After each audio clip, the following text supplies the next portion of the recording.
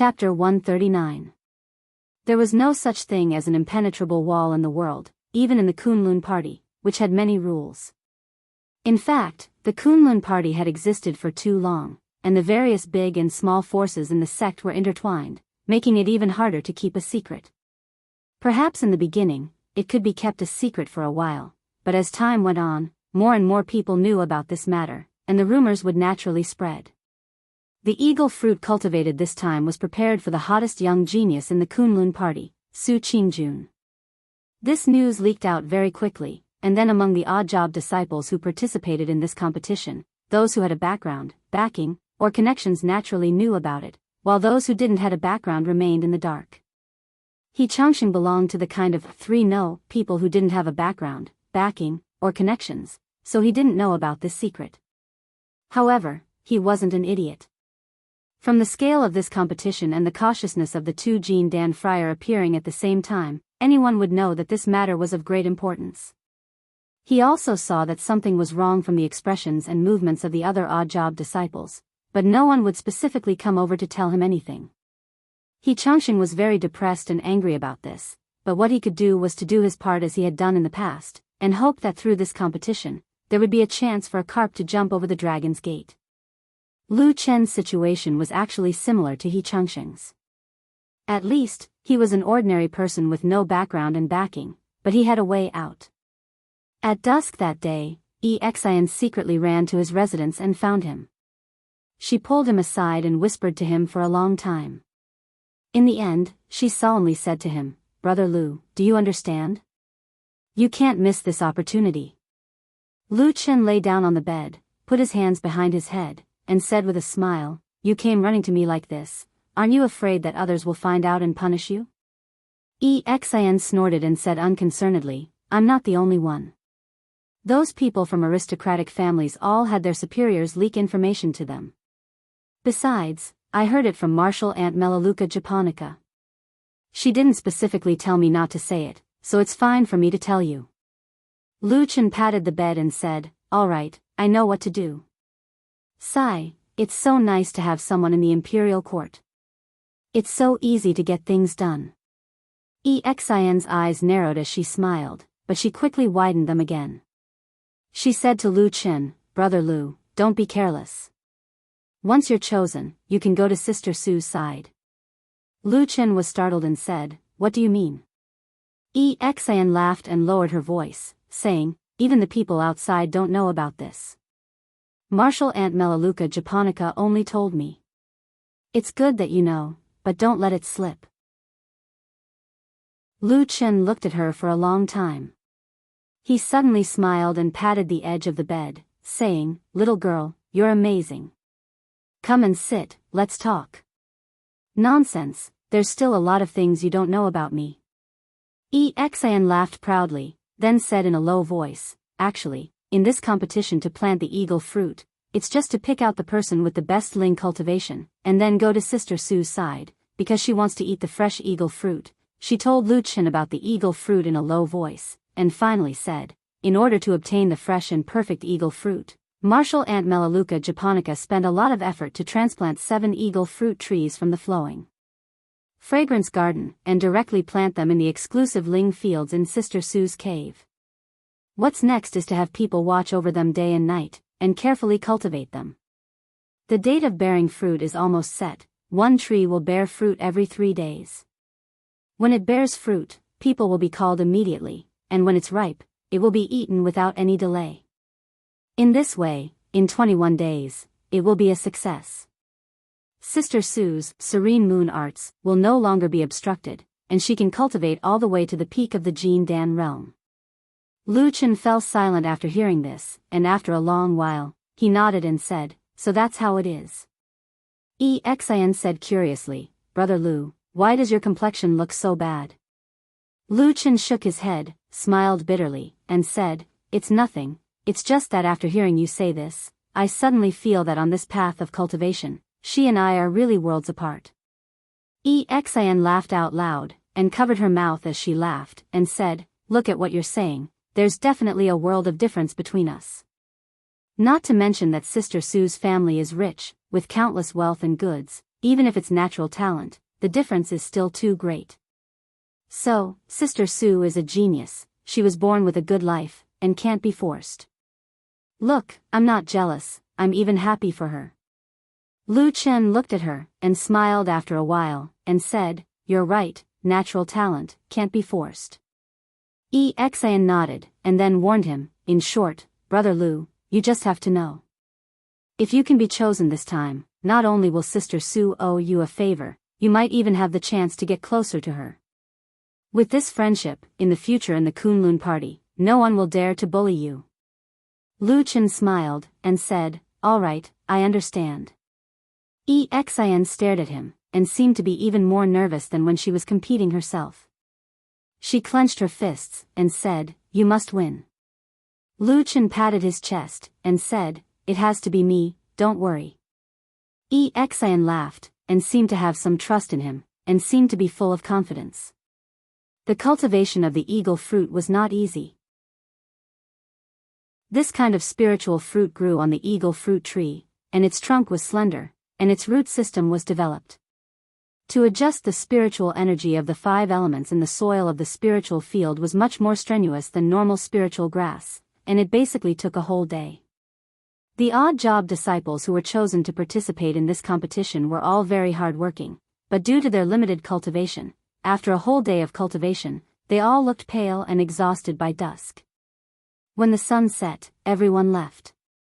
Different from the grass garden, even if the odd job disciples left, this special spiritual field was still guarded by Melaleuca Japonica's people, in case of any accidents. When He Changxing left, he was quite satisfied, especially when he saw that there were people guarding the spiritual field, and he felt a lot more relieved. The disciples of the rich and powerful families were really evil, colluding with each other to suppress ordinary disciples like him. They were really evil. Fortunately, the Kunlun party was a righteous sect, and there were good people like Melaleuca Japonica and Lin Sheng, who were fair and just, so he did not enter this sect in vain. If he really had the opportunity to cultivate in the future, he would definitely thank these 2 benefactors. With this thought in mind, he walked back to his house. Unknowingly, the sky had already darkened, and the sun was setting in the west. It was going to be dark soon. He Changxing massaged his back, and felt a little sore. Since he was an odd job disciple, his talent was naturally not high, and his cultivation was also average. When he was working in the grass garden, he did not really work hard for a whole day like today, and it was really tiring. But for the dream of the future, it was worth it. He was thinking about the beautiful future, and like every ordinary young man, he dreamed that one day he would stand out from the rest of the world, and his cultivation would be the best in Kunlun. By then, all the Yuanying Jinren, including the sect leader, would kneel at his feet, and countless beautiful female disciples, with Su Qingjun as the leader, would look at him with deep affection, and softly ask to be his Taoist companion. These days were really too good. When he pushed open his door and walked in, there was a smile on the corner of his mouth, and he could not help but whistle. At this moment, a palm suddenly flew from behind the door, and heavily chopped the back of his neck, and even faintly heard a low muffled sound. He Changxing's eyes rolled, and without even making a sound, he directly fell forward. Behind him, the door of the house slowly closed. The night was dark, and the mountain wind blew. The darkness was like a nightmare, always entangled him, and made He Changxing feel very painful. But inexplicably, in that darkness, he recalled the first half of his life. He once had a family. However, the biggest impression that his family had left on him was that the family had declined ever since he was young. From his grandfather's generation to his father's, it seemed that everyone was reminiscing about the glory of their ancestors, and then complaining and cursing at the reality in front of them, feeling indignant. But reality was reality. In the midst of complaining and cursing, the family still continued to decline uncontrollably. When he grew up, the He family was already destitute. He was very poor and dejected. Apart from the old house, he had nothing. However, he still remembered the obsession of his father and grandfather. He reminisced about the glory of the past that he had never seen. Gradually, he regarded restoring this glory as his duty.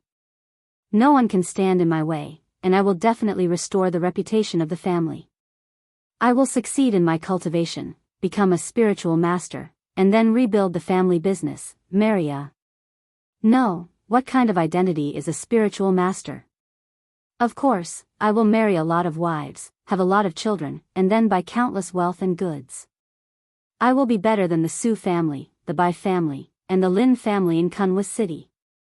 That beautiful scene seemed to be shining with golden light. He even laughed out loud in his dreams.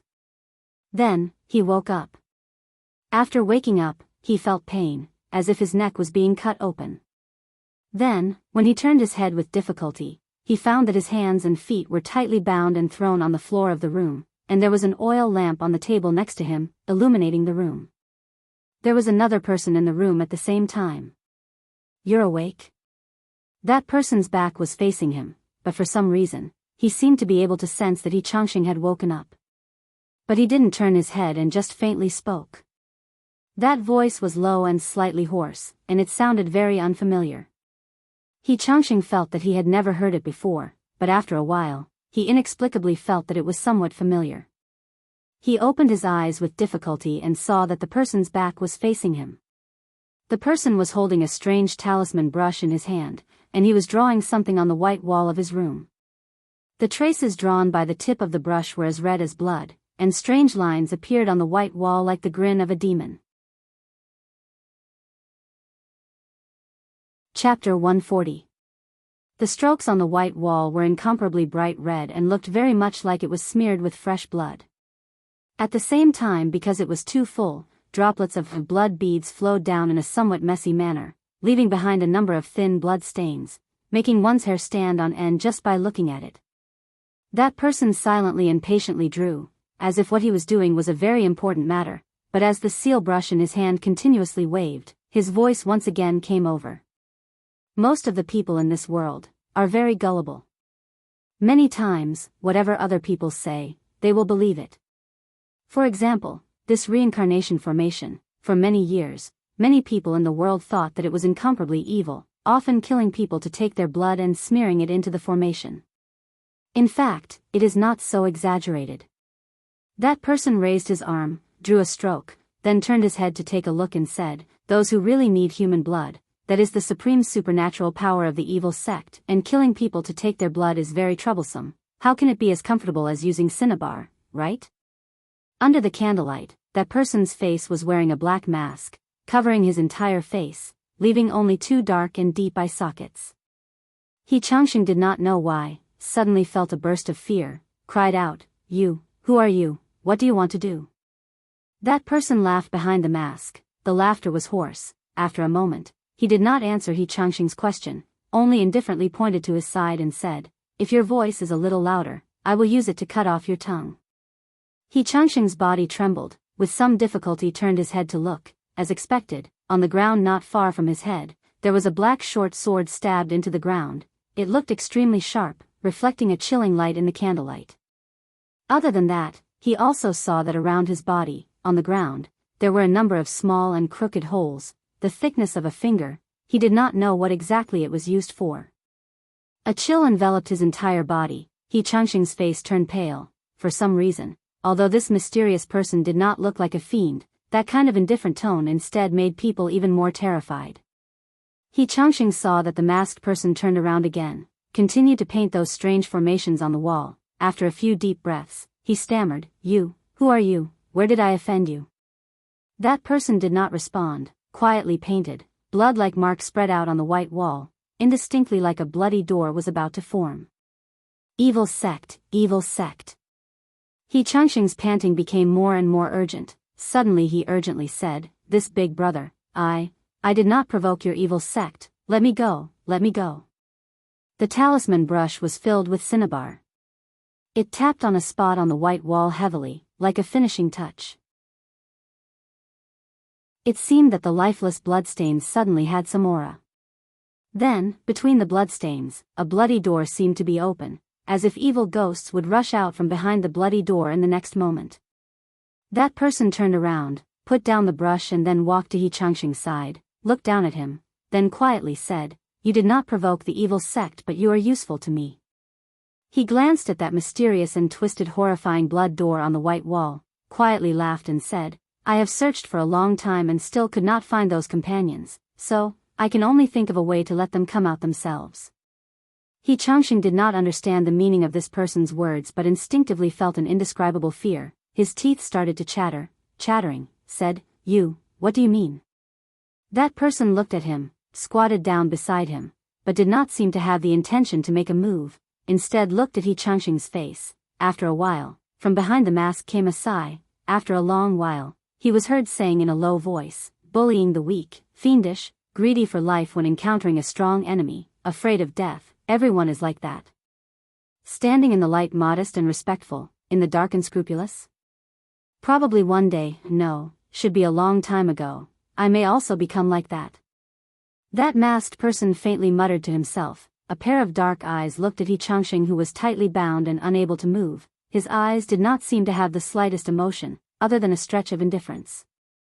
Xianxia suddenly felt that he was like a pig waiting to be slaughtered. That ice-cold sense of despair seemed to turn up from every corner of his body, making him tremble incessantly. He desperately twisted his body but it was useless, it only made him look like a twisted worm, unexpectedly ugly. At the same time, he once again begged this person, shedding tears, begging him to let him go, and then he was willing to pay any price. That masked person took a ball of cloth and directly gagged his mouth. Xianxia's mouth made muffled sounds, his eyes revealed despair, and a trace of pain and regret. That masked person looked at him, suddenly smiled and said, Are you regretting that you didn't shout for help just now? Xianxia stared at this person, his eyes like they were about to spit fire, as if he could not wait to cut this person into 1,000 pieces. But that masked person shook his head, and then gently said, I have already arranged a soundproof formation around this house. No matter how much you shout, no one will be able to hear. Saying like this, you will most likely be able to die in peace, right? Xianxia's body suddenly stiffened, the despair in his eyes became more intense, and when he looked at this masked person again, the fear in his eyes also deepened. That masked person casually picked up the black dagger that was inserted into the ground, gently crossed it in front of him, and said, Do you know, in the evil faction, there is an extremely terrible torture, used to punish people who have committed a great sin. That torture is called blood dripping. Tie the sinner to the ground, cover his eyes, and then cut open his blood vessels bit by bit. This way, the sinner will hear drip, drip sounds, slowly flowing out from his body, dripping to the ground.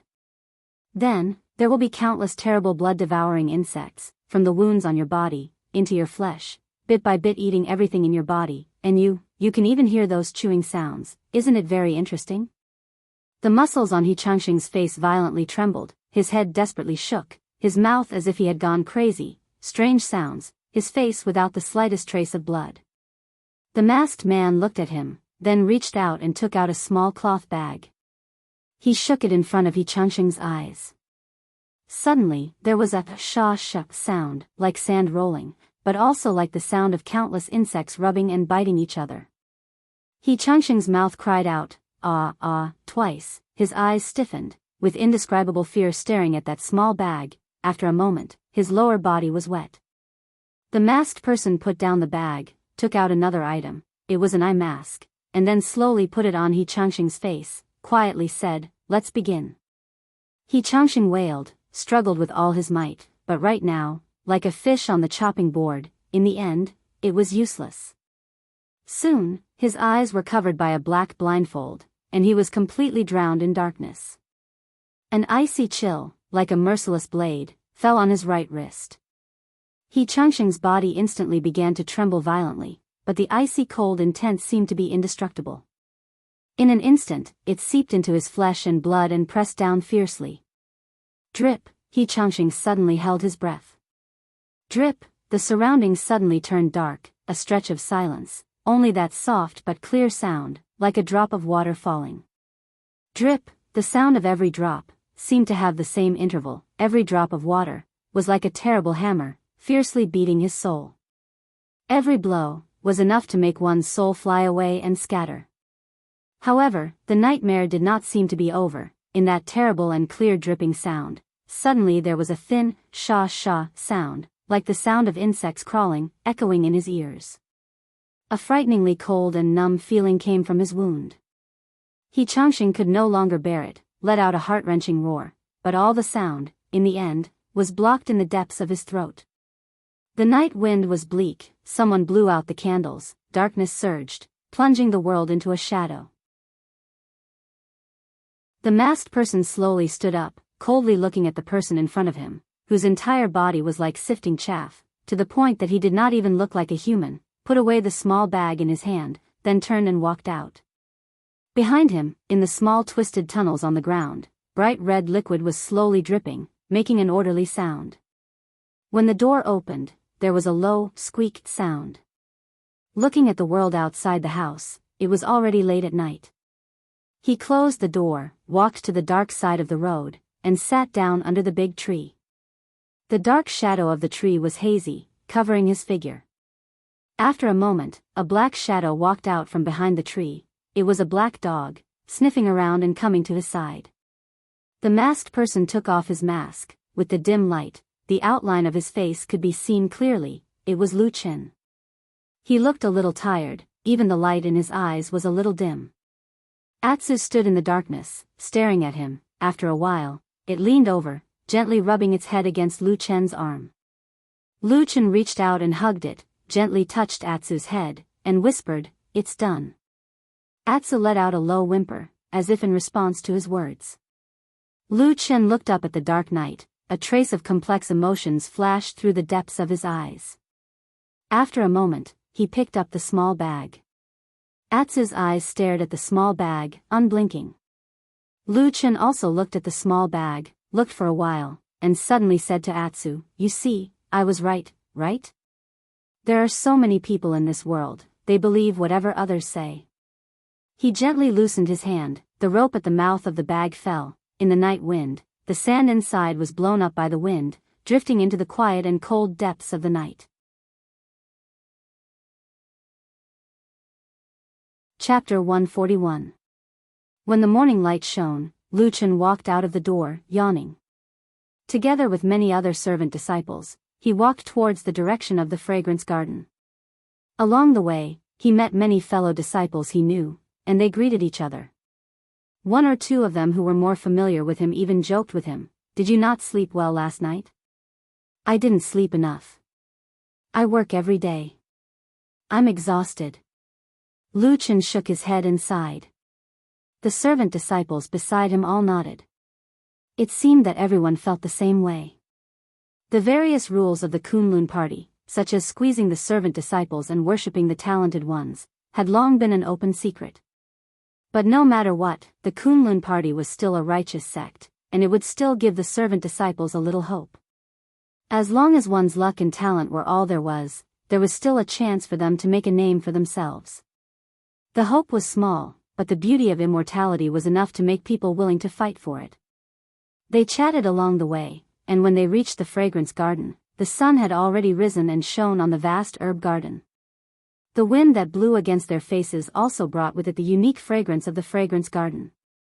Many servant disciples were like diligent bees, flying to their own spiritual fields. Lu Chen also walked among the crowd and came to the place where the eagle fruit tree was planted. When he stood on the ridge beside the spiritual field, he could not help but look up at the sky.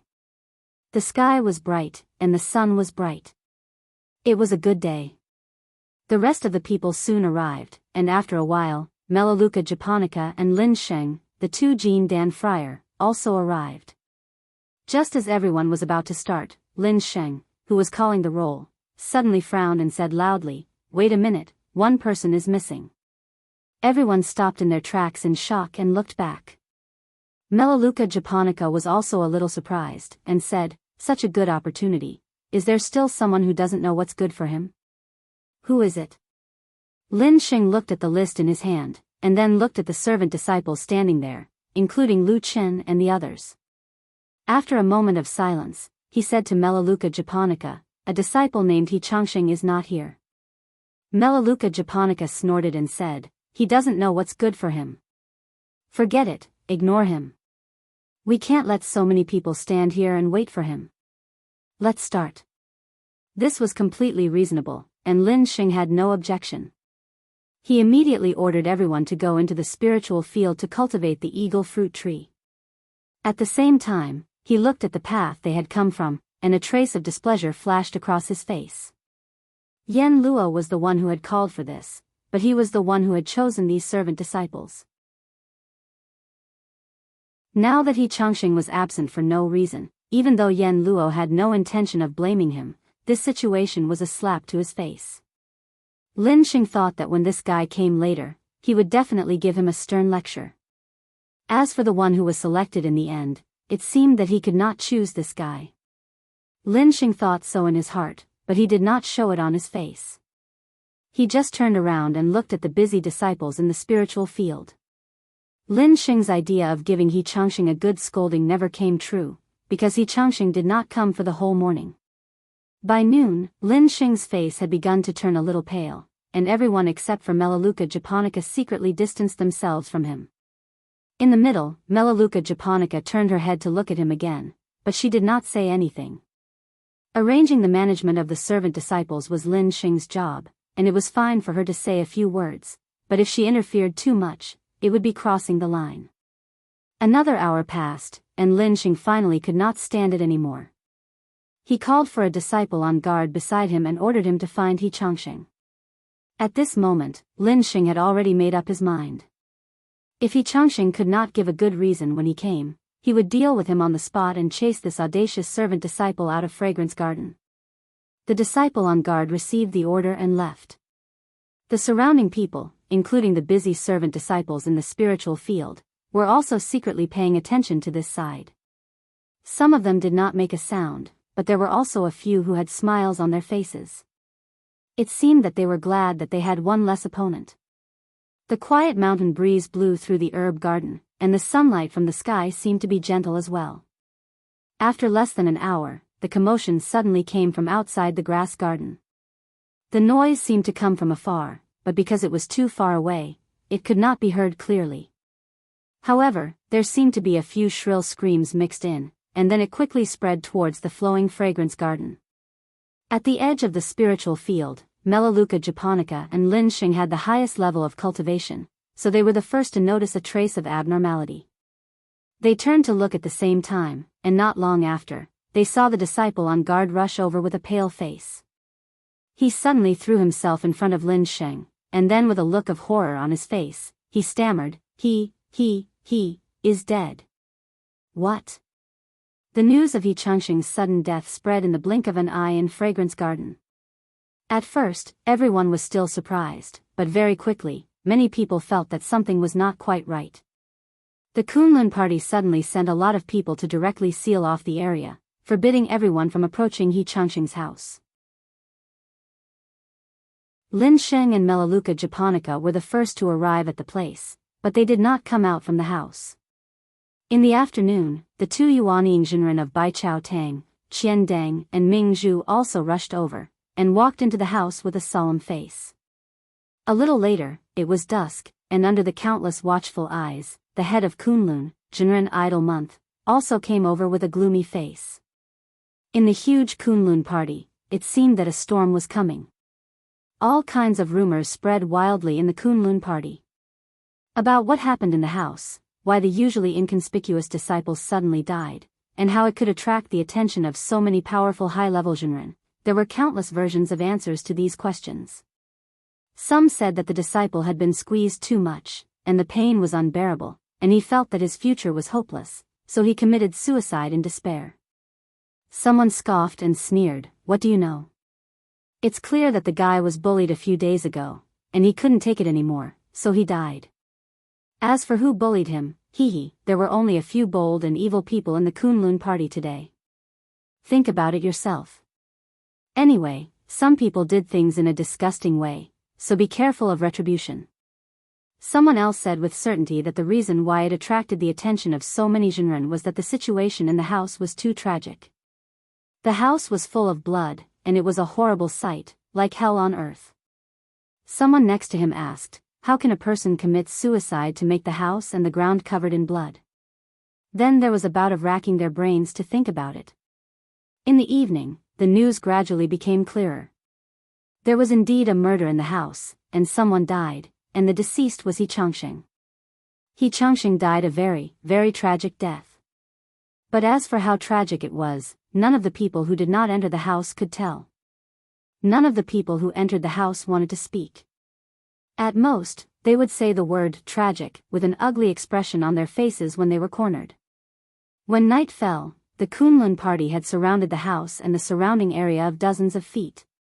The other disciples who lived in the surrounding area had all been carefully questioned, and after confirming that there were no suspicions, they were arranged to stay. As a result, the place that had been bustling yesterday was as deserted as a ghost town today. Lu Chen lived very far away, so he was not affected, and no one came to question him.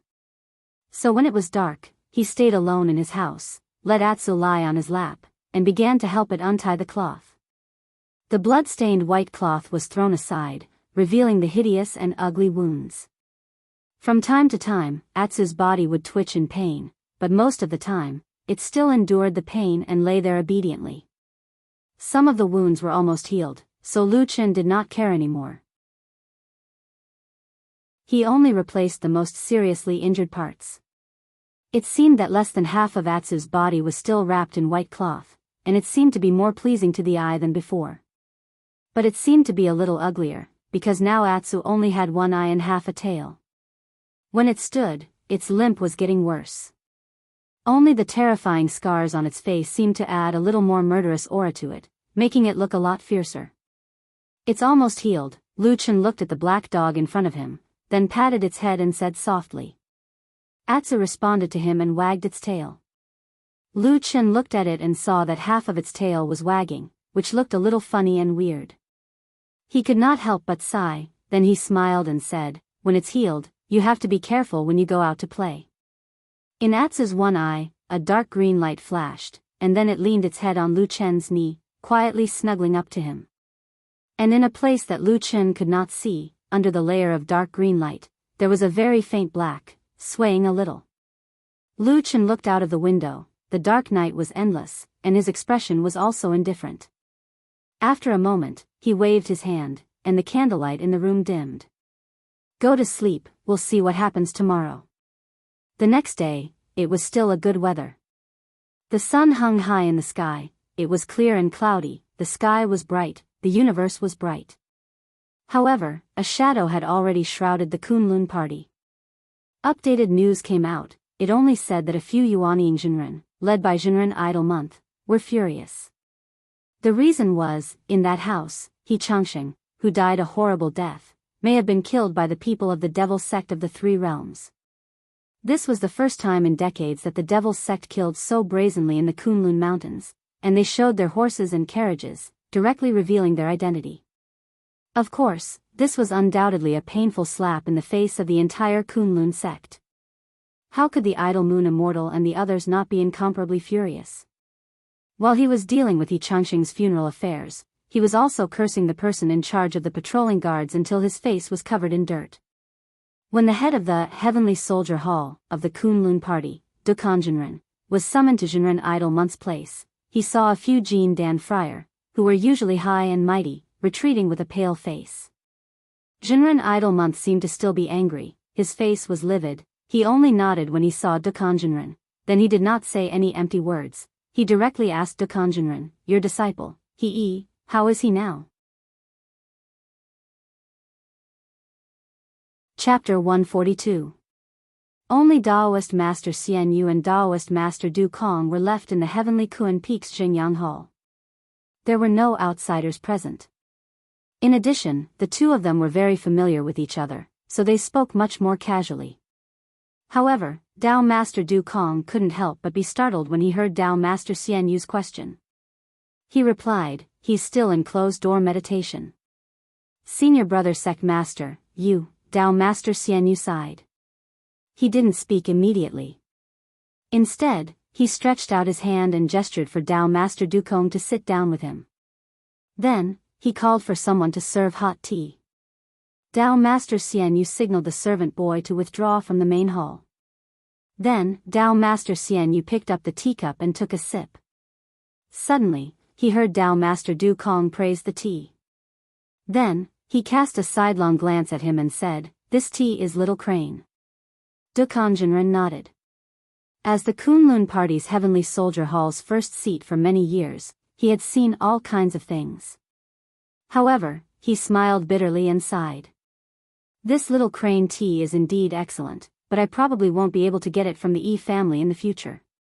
As for why he couldn't get the famous Little Crane tea, Dukanjinren did not say, but these two highly respected perfected ones naturally knew in their hearts. It must be because of the incident where he gang bullied the family's young lady. Now that the family and the Kunlun sect were like fire and water, they naturally couldn't get the tea. Dukanjinren shook his head and stopped thinking about these stupid things. He turned to Perfected Idol Month and said seriously, "Senior brother, you called me here and suddenly asked about my disciple, he.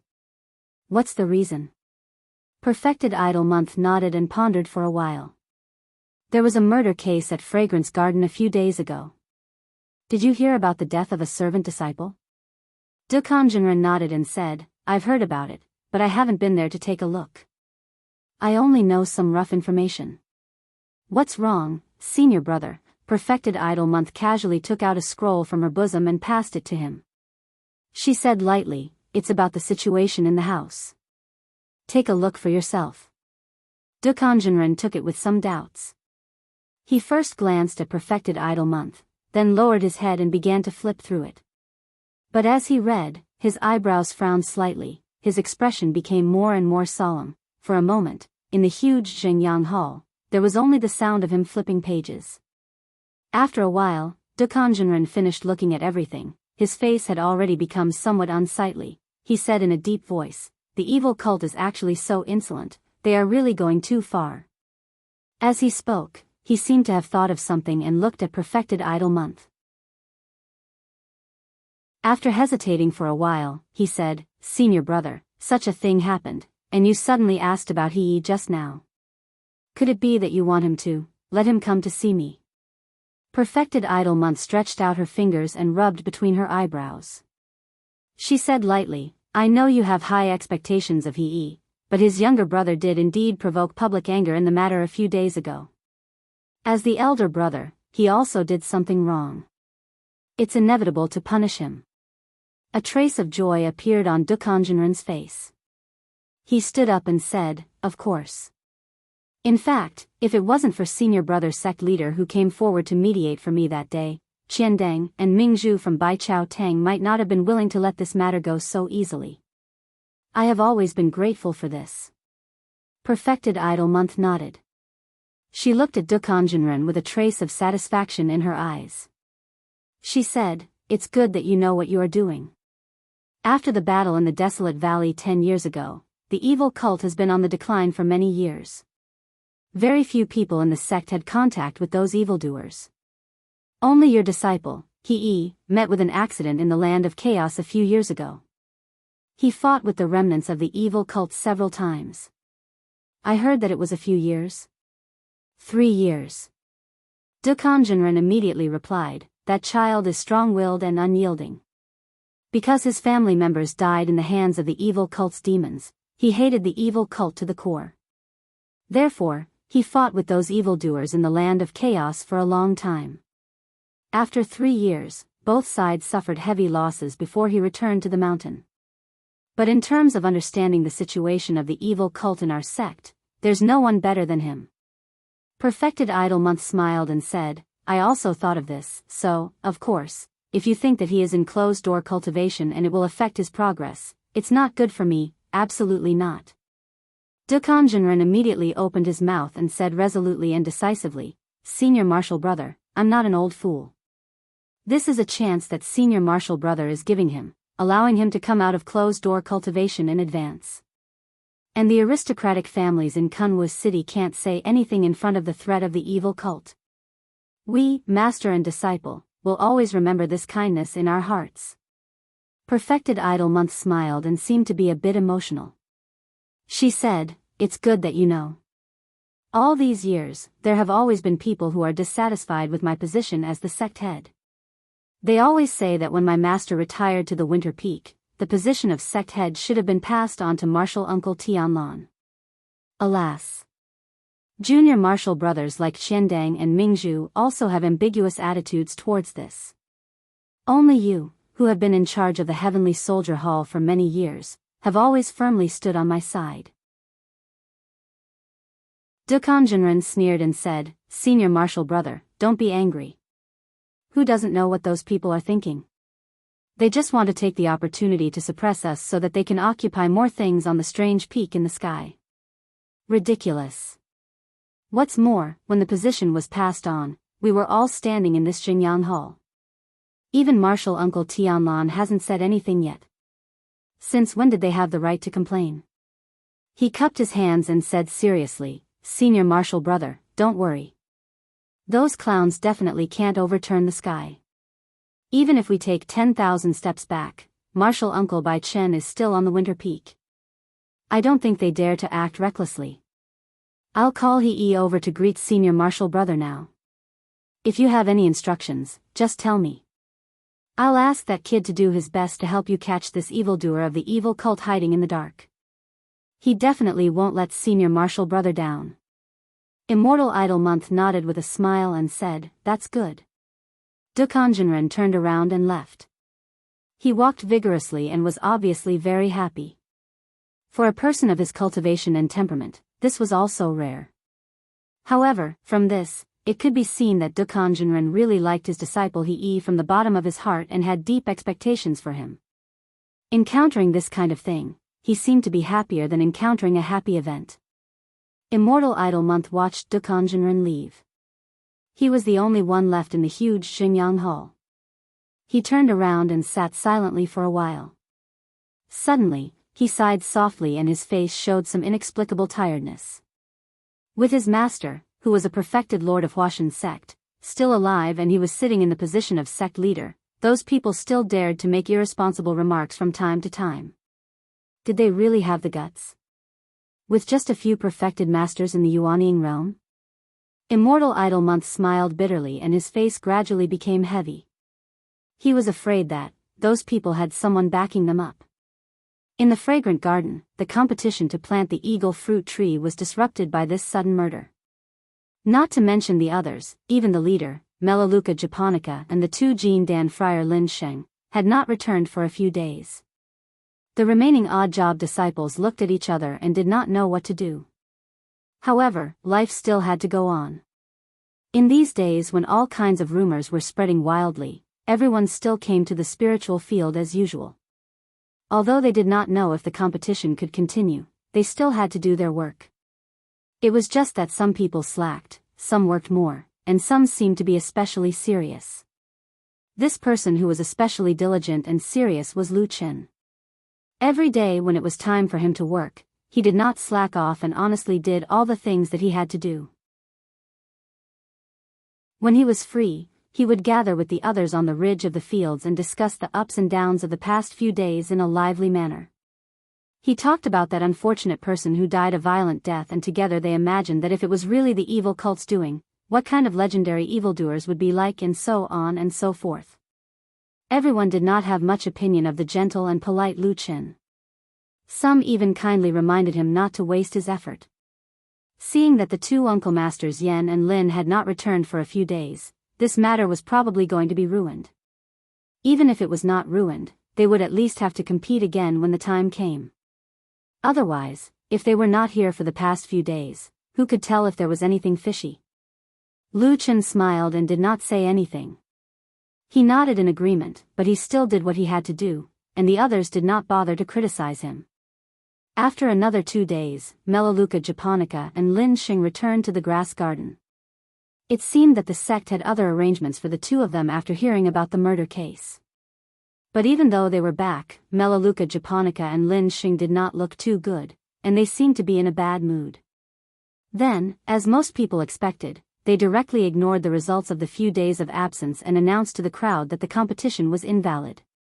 They would organize another competition in a few days, and then try to pick out a suitable candidate. In the crowd, Lu Chen was silent, but the people around him were all smiling. Occasionally, some of Lu Chen's peers would come over to tease him, pat him on the shoulder, and then earnestly teach Lu Chen things like, if you don't listen to your elders, you will suffer. Lu Chen also smiled bitterly, and then nodded, saying that everyone was right, that he really did not understand this principle, and that he had to focus on his cultivation in the future. In short, this matter seemed to be over for the time being. However, one day later, there was a sudden change that no one expected. Melaleuca japonica and Lin Xing once again gathered the crowd, and then with a complicated expression, they announced to everyone that there would be no more competitions in the future. This time, the candidate had been selected to work for the most popular genius of the Kunlun party, Su Qingjun. The person who would grow the eagle fruit tree for her was called Lu Chen.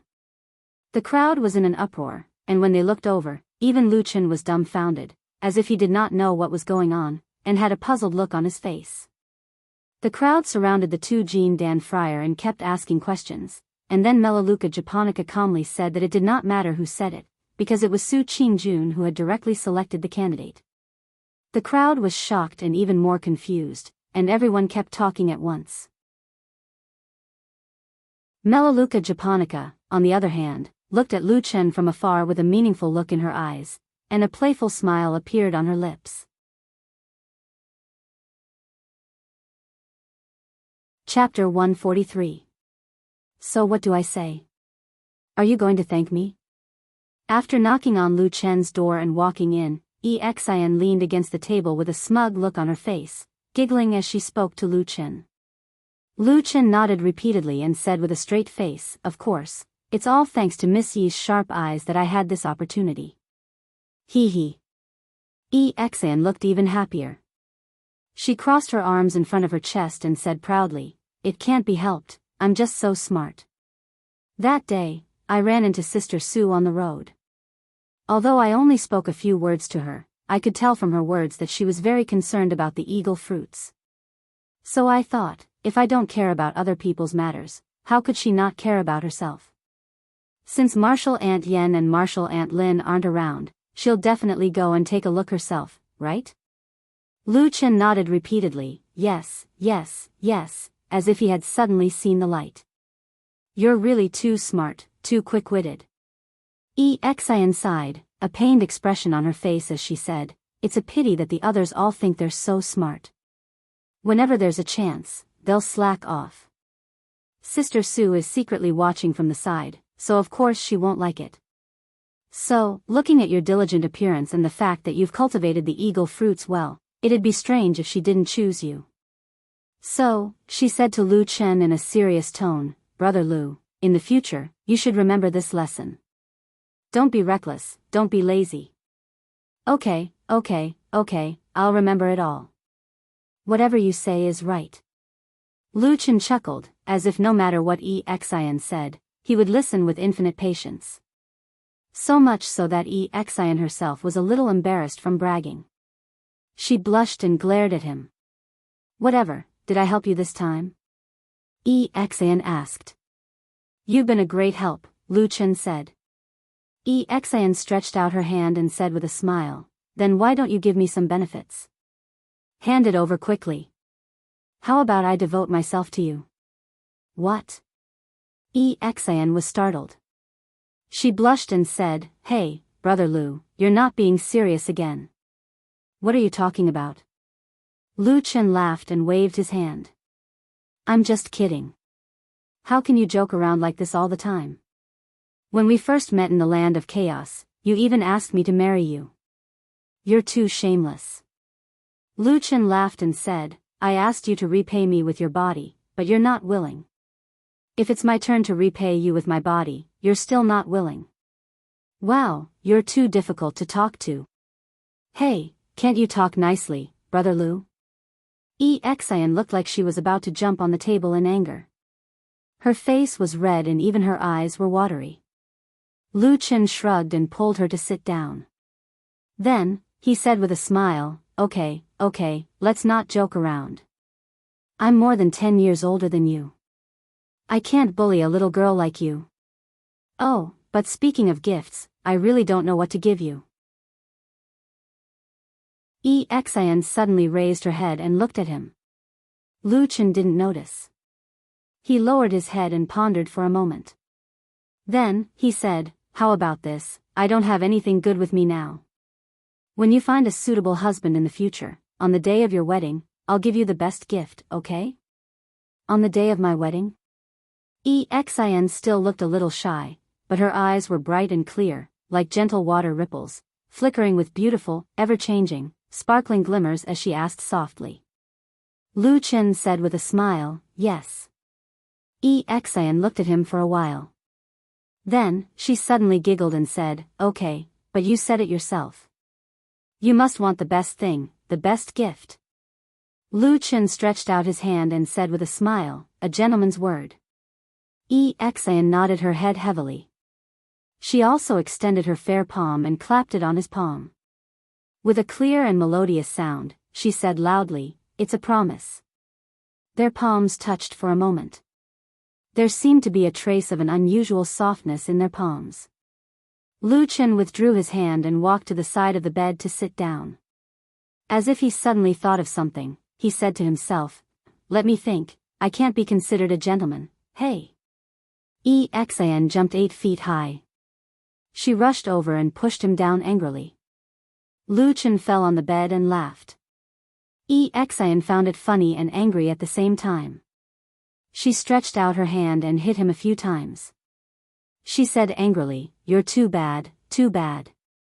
You just made a promise and you want to renege on it. You're too bad. The sky was clear and bright, and the world was clear and bright.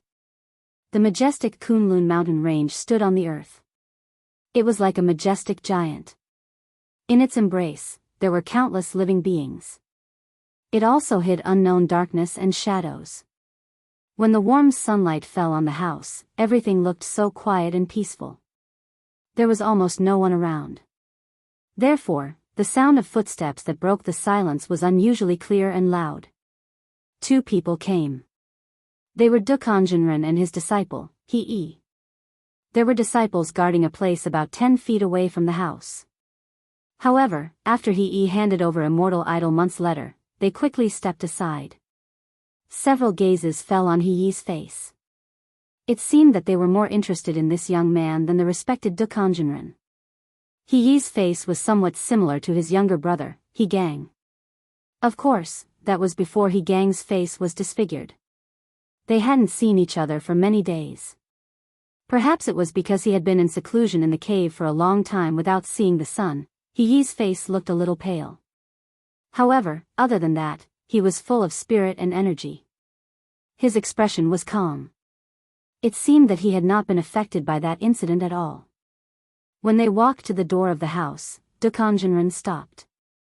He, who had been half a step behind him, also stopped.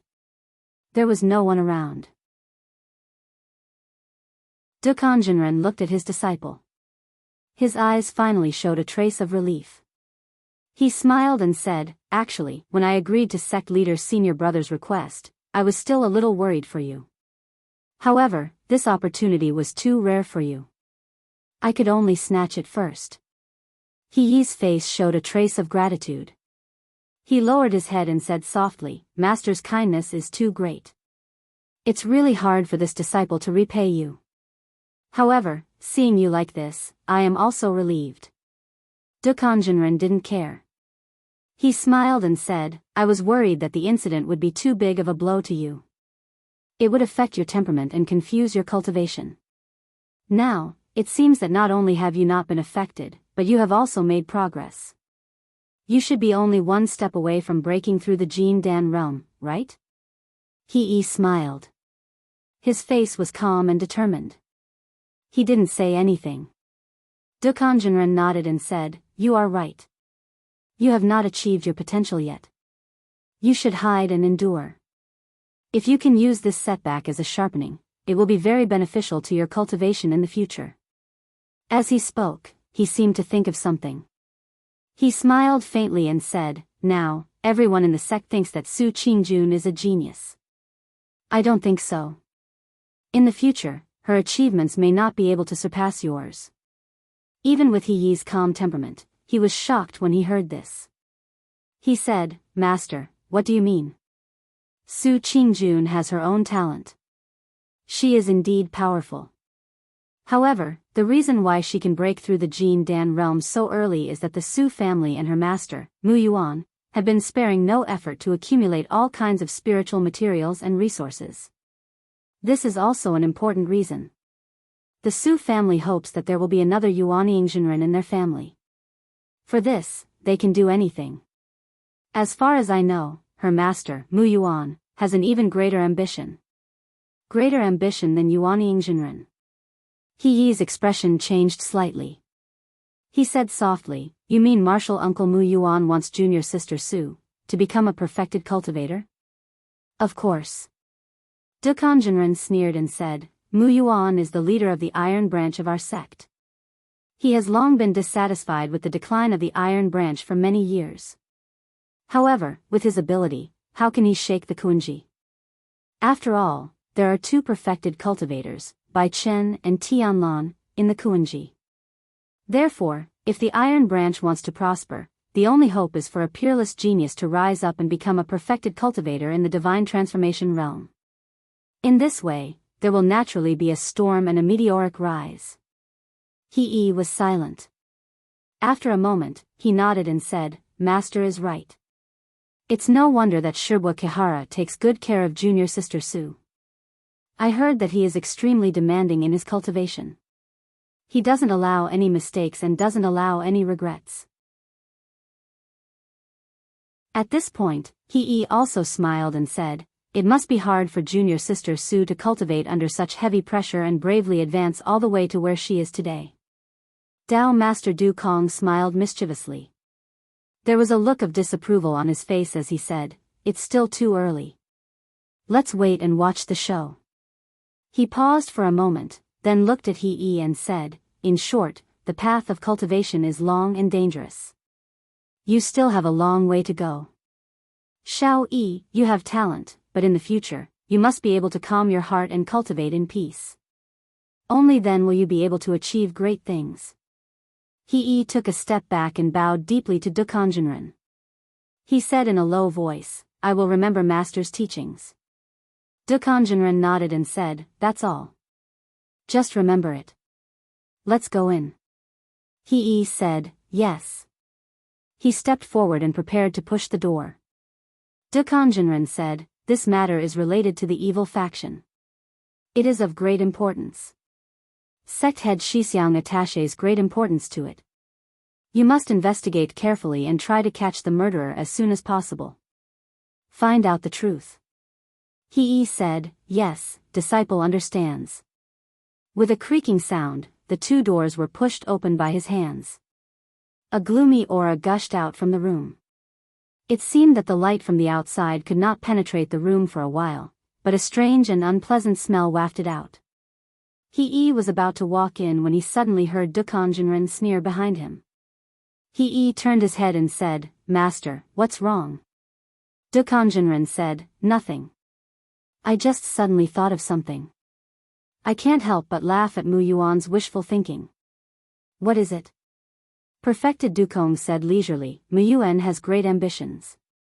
He did everything he could to help his disciple attain golden core, even earlier than the two perfected lords, Bai Chen and Tianlan. Everyone in Kunlun thinks that he's a peerless genius. But he only cares about being happy. He did not think about whether the two powerful peerless Jinren of Kunlun are happy about their Tieji's method or not." With that, Dukan Jinren laughed alone. He stood at the side and looked at the house not far away. Looking at the deep darkness inside, he suddenly felt a chill in his heart for no reason. Chapter 144. The wind blew from afar, blew into this enclosed house, and then the sunlight shone down. Everything seemed to become gentle and warm, dispelling the darkness and coldness that was once hidden here. He and Dukan Jinren walked into the house. There was a strange aura in this room. It carried a lingering fishy smell. Dao Master Du Kong stopped at the doorstep for a moment. He frowned and waved his hand in front of him. "What's this smell? Why is it so strong?" In contrast, he did not have too obvious reaction. He quickly walked forward and opened the window. As the light shone in, the scene in the house was immediately revealed before their eyes. Bright red. This was the first shocking scene that they saw. The white walls of the house and the floor were covered in a blood-red color, as if countless people's blood had been splashed on them. It was a ghastly sight. Moreover, it seemed as if the blood of countless people had been deliberately painted on them, forming a complicated and incomprehensible pattern. He looked at the bloody patterns on the wall, his pupils slightly contracted, then turned his head, looked into the house bit by bit, and finally landed on the ground in the middle of the house. There was an empty space. Looking at the curved length, it seemed to be a human shape. He turned and glanced at Dukanjinren. Dukanjinren nodded and said, "He died there." He squatted down, looked at the finger-thick cracks on the ground. In the cracks, there were still many remnants of bright red, just that many places had already dried, looked like blackened blood stains. "How is it? Did you see anything?" Dukanjinren asked behind him. He looked somewhat solemn, frowned, and after a moment of silence, said, "The blood pattern formation in this house is called reincarnation formation. It is an extremely high-level formation in the evil sect. Ordinary disciples are unable to set it." His finger lightly brushed past the edge of a crack on the ground. It was unusually not rough, and at a glance, almost all the cracks, thicknesses, and sizes were exactly the same. One could imagine what a horrifying scene it would be if there were countless amounts of fresh blood flowing through these cracks. Let's not talk about the cultivation level of the person who set up this formation, but this technique is extremely authentic. He's voice sounded a little low, but his eyes were unusually bright and sharp, as if two balls of fire were burning in them. The array patterns, the positions, the angles, the spiritual energy, the 8 gates of life and death, the Tao of reincarnation, and all the important parts of the reincarnation array, he set them up perfectly. Dukanjinren walked to his side and said in a low voice, "You mean," he coldly said, "there is no way to fake this kind of formation. It must be the work of a core member of the evil cult. Moreover, his position must be extremely high. Only then can he have such a skillful and authentic method." Dukanjinren took a deep breath and said, "If that's the case, I will immediately go back and report this matter to sect head's senior brother. Shao Yi, I will leave this matter to you. I will also leave sect head's senior brother's warrant with you. If necessary, you can deploy some of our Kunlun party's hidden resources. At the same time, with this warrant, no one below Jean Dan Friar can refuse to answer your questions. What if it is a Yuanying realm Shu or Shibua?" He suddenly asked. Dukanjinren's expression changed slightly. He looked at He and said, "What do you mean by this?" He's expression did not change. He only said softly, "I just want to be safe, so I asked first." Dukanjinren seemed to be hesitant about this question. After pondering for a moment, he said, "Yuanyingjinren's side is indeed not easy to handle. But this matter involves the evil cult. The responsibility is huge. Let's do it this way. If you really need to ask any Yuanyingjinren, it's better to report to sect head's senior brother first. Let him decide and summon them. Otherwise, your way of doing things is really too easy to offend people." He nodded and said, "Thank you, Master, for your understanding." Dukanjinren sighed. He took another look at the bloody scene in the room. He could not help but cursed in a low voice. He then turned around and left. He did not leave with his master. From this moment onwards, his biggest mission was to start tracking down that mysterious evil cult member. He slowly walked to the white wall. He carefully looked at those blood-colored patterns. He then leaned forward and sniffed. Then he used his hand to lightly rub on a red mark. It was indeed cinnabar. He's eyes revealed a look of understanding. But then a trace of deep worry flashed past. The evil cult had been on the decline for many years. He had not heard of such a person for a long time. Could it be that a demon from the evil cult who had been living in seclusion for many years had suddenly appeared? But if it was that kind of demon, why would he make a move on Xianxia, such an unremarkable person who was not even an official disciple? And even set up such a terrifying reincarnation formation? Was it worth it? Was it not worth it? He stood in the room with his brows tightly furrowed. His gaze was as sharp as a sword. He slowly turned around and looked at the blood-red color that was almost everywhere around him. At a certain moment, he seemed to have a strange illusion. It was as if he was surrounded by a dense blood-red fog that surrounded him. And in the depths of the fog, there must be a huge secret. He slowly closed his eyes. Standing in this silent and lonely blood-red room, there seemed to be soundless waves around him. But he did not seem to feel it. He only softly muttered to himself. "Who are you? What do you want to do?" Lu Chen left the fragrance garden. Under the envious gaze of many people, he went to Su Qingjuan's cave abode. As the most prominent young genius of the Kunlun party, the newly promoted Jin Dan, and Su Qingjun, who had a strong background, naturally lived in an extraordinary place. It was on a Xian peak that was filled with spiritual power. Halfway up the mountain, there was a large cave abode that was opened up in the flying goose platform. Compared to the situation where the servant disciples lived in groups, there were only 4 caves on the entire Xian peak. And on the side of the flying goose platform, there was only Su Qingjuan's cave abode. Looking from afar, one could see the immortal's qi rising and the clouds rolling down the cliff. Ancient trees and old vines could be seen everywhere. In the distance, there were cries of apes and birds nearby. It could be said to be an immortal's paradise. It was the immortal's cave abode that every cultivator in the world dreamed of. Standing on the flying goose platform, Lu Chen was also a little emotional and dazed. He did not speak for a long time. "Are you stunned?" A sweet voice came from the side. It was Xian. Lu Chen sighed and said, "Yes, this person is too different from other people." It was rare that Xian did not argue with him. Looking at the picturesque scenery in front of her, a look of envy appeared on her face. She said, "Indeed, when I came here for the first time, I was also stunned." As she spoke, Xian shrugged and said to Lu Chen, "Come, I'll bring you there." That day, Su Qingjun had something to do and was not in the cave abode. However, everything had already been discussed by everyone. Xian only brought Lu Chen here to familiarize himself with the way. When Su Qingjun returned later, she would naturally talk to Lu Chen. According to the previous arrangement, the person who cultivated fresh eagle fruits for Su Qingjun would follow Su Qingjun and live in her cave abode for a period of time. However, in reality, it wasn't quite accurate to say that they were in a cave abode.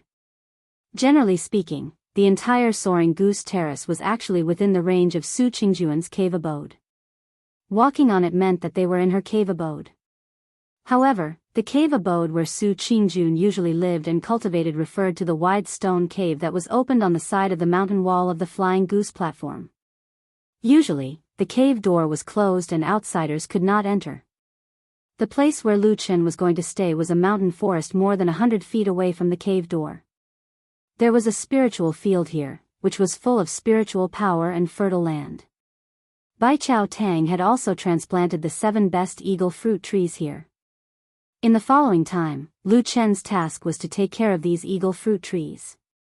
Once the eagle fruit was found to be ripe, he must immediately inform Su Qingjun in the cave abode and let her eat it as soon as possible. Then, the medicine would circulate through all the meridians in her body without any loss. From then on, she would achieve the perfect Jin Dan state. However, at this time, Lu Chen was frowning and staring blankly at the side of the spiritual field. It was obviously a newly built hut. "Am I going to live here?" he asked Xian. Xian glared at him and said angrily, "Isn't that nonsense? Do you really want to live in the cave abode over there?" Lu Chen shook his head and said with emotion, "Not really. But isn't it too shabby to prepare a hut for me? Hey, you're just a servant disciple. Don't talk as if you're already Jin Dan Friar, okay?" Lu Chen laughed and said, "You girl, your mouth is so poisonous. Be careful that no one will dare to want you in the future." "Bah! None of your business." Xian snorted and then walked over to open the door of the hut. She took a look inside and then turned back with a smile. "Brother Lu, it looks not bad." Lu Chen smiled and walked over. He stood in the hut and looked around. The hut was neither big nor small. There was a bed and a table inside. It could be considered simple and plain. Anyway, I'll make do. He said with a smile, I don't ask for too much for the workers. Xian laughed and walked to the door again. She said, Brother Lu, your hut is more than 10 feet away from the door of Sister Sue's cave abode. When the eagle fruit ripens, will you make it in time to call her? I'll make it in time. Lu Chen said carelessly, as long as it doesn't exceed 10 minutes, the primitive spiritual energy of the eagle fruit won't dissipate. It doesn't matter. Of course, unless she leaves here and isn't in the cave abode. If that's the case, I can't do anything no matter how capable I am. Xian said with a smile, don't worry about this. I heard from Marshal Uncle Yen that he has discussed it with Sister Sue. She will only do this during this period of time. Unless something big happens, she won't leave the cave abode. Lu Chen narrowed his eyes and then nodded with a smile. That's good.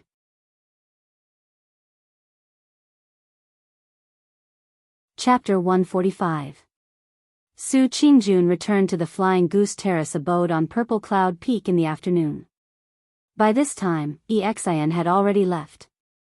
Lu Chen put down his luggage, tidied up the hut, and went to work in the spirit field outside the hut. The spirit field was about 2 acres in size. The 7 eagle fruit trees were transplanted here, spaced very loosely between each other. This was also to provide these precious spirit materials with sufficient spirit energy and nutrition. Lu Chen carefully looked at the eagle fruit trees one by one. After he had an idea, he chose a few trees that looked the most likely to bear fruit first and cultivated them.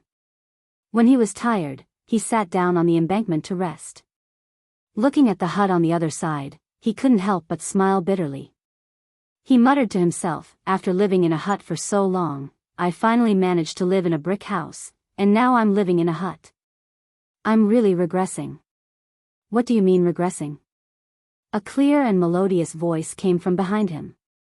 Lu Chen turned around and saw Su Qingjun standing on the embankment not far away. She was looking at him. Lu Chen laughed and stood up. I was just joking. It's fine. Su Qingjun didn't laugh.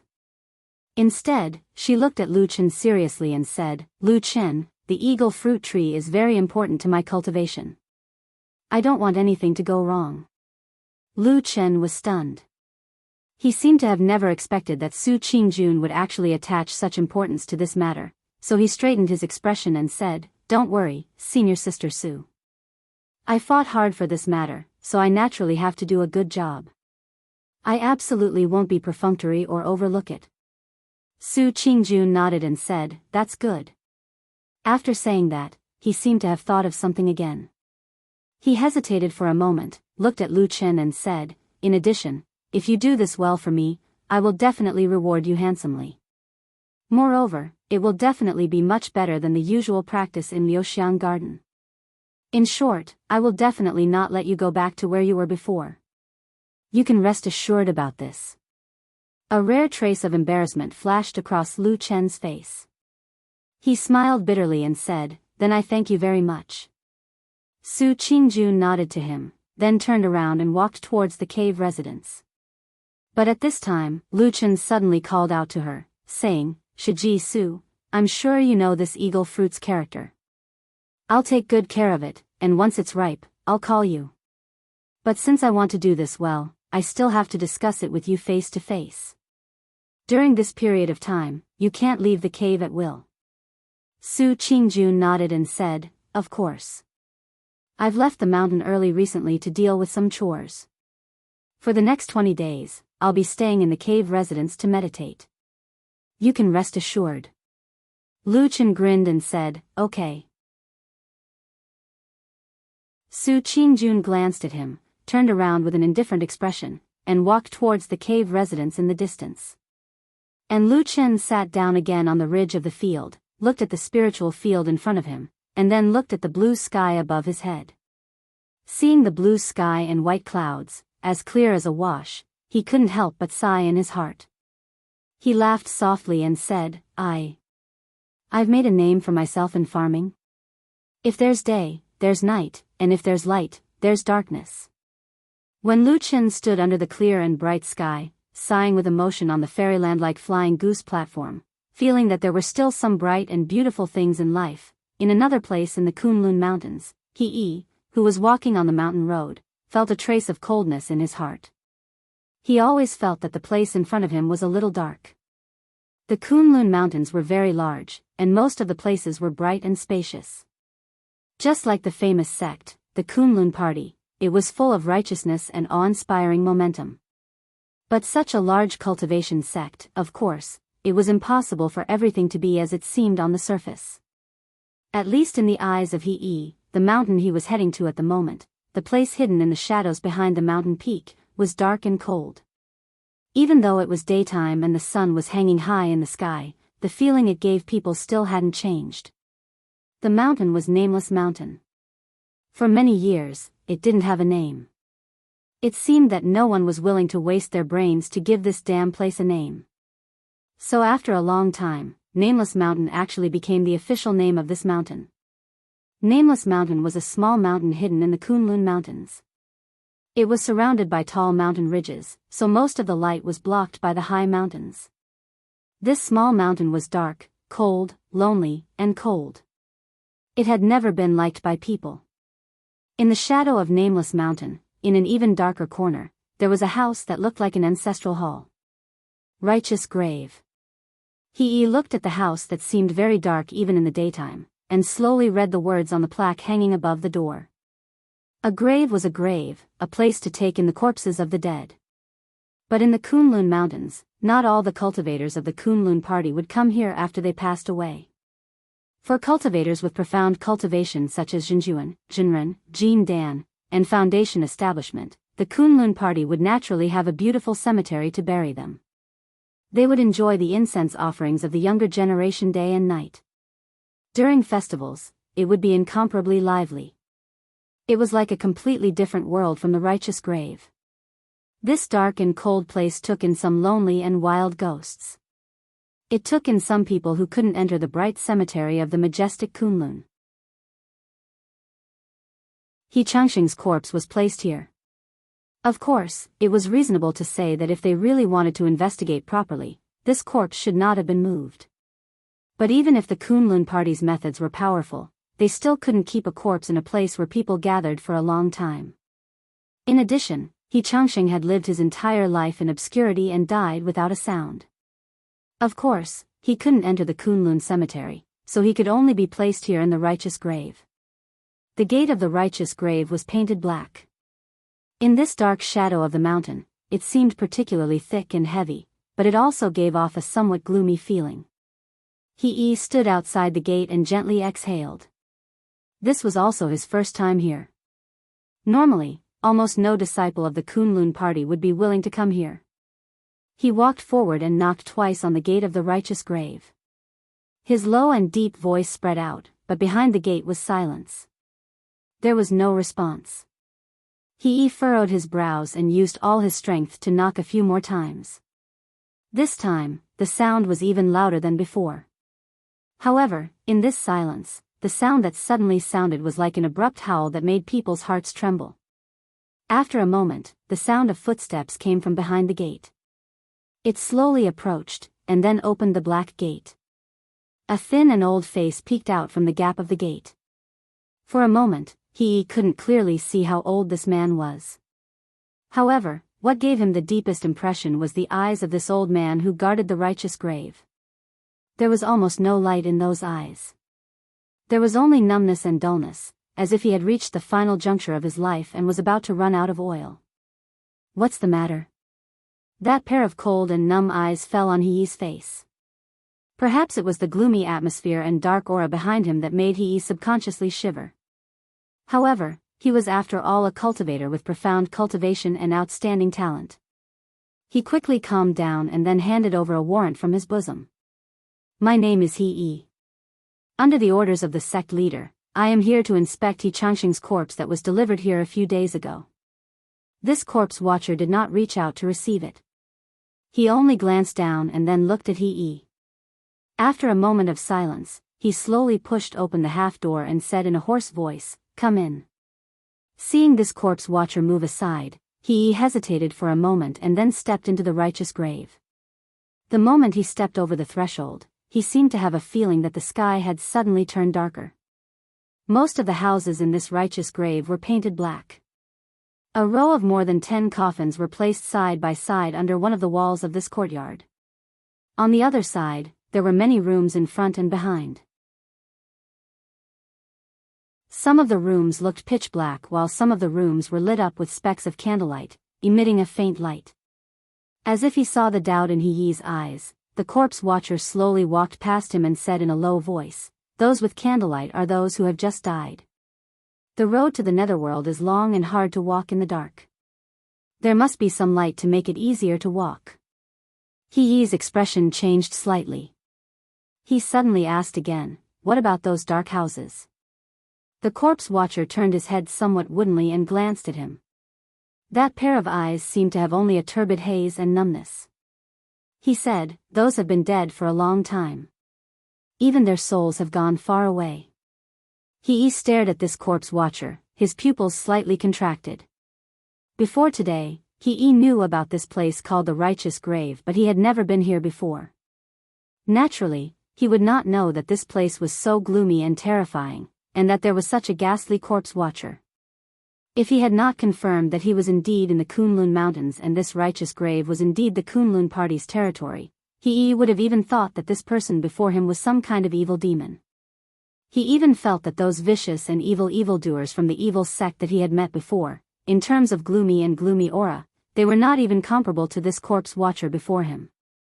However, since the Kunlun party could allow this person to guard the Righteous Grave here, he should not really be some kind of demon. Perhaps this kind of place was really too rich in energy. After staying here for a long time, it would naturally become strange.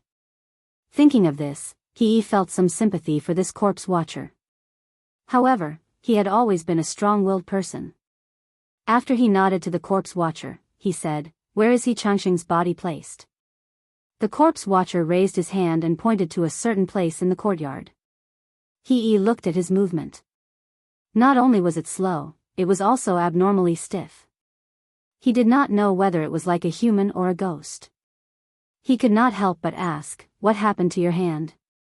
The corpse watcher was silent for a moment and said, "It's fake." He was startled. He took a closer look and indeed found that although the corpse watcher's hand looked no different from a normal person's, it was actually carved from a wooden block. This made him a little embarrassed. He took a deep breath and bowed his head slightly. He said, "I'm sorry."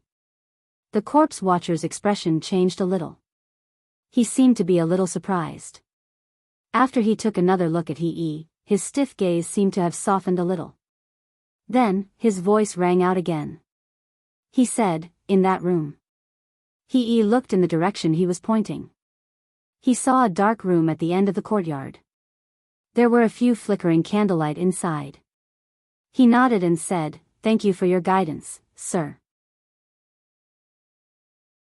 Having said that, he stepped towards that direction.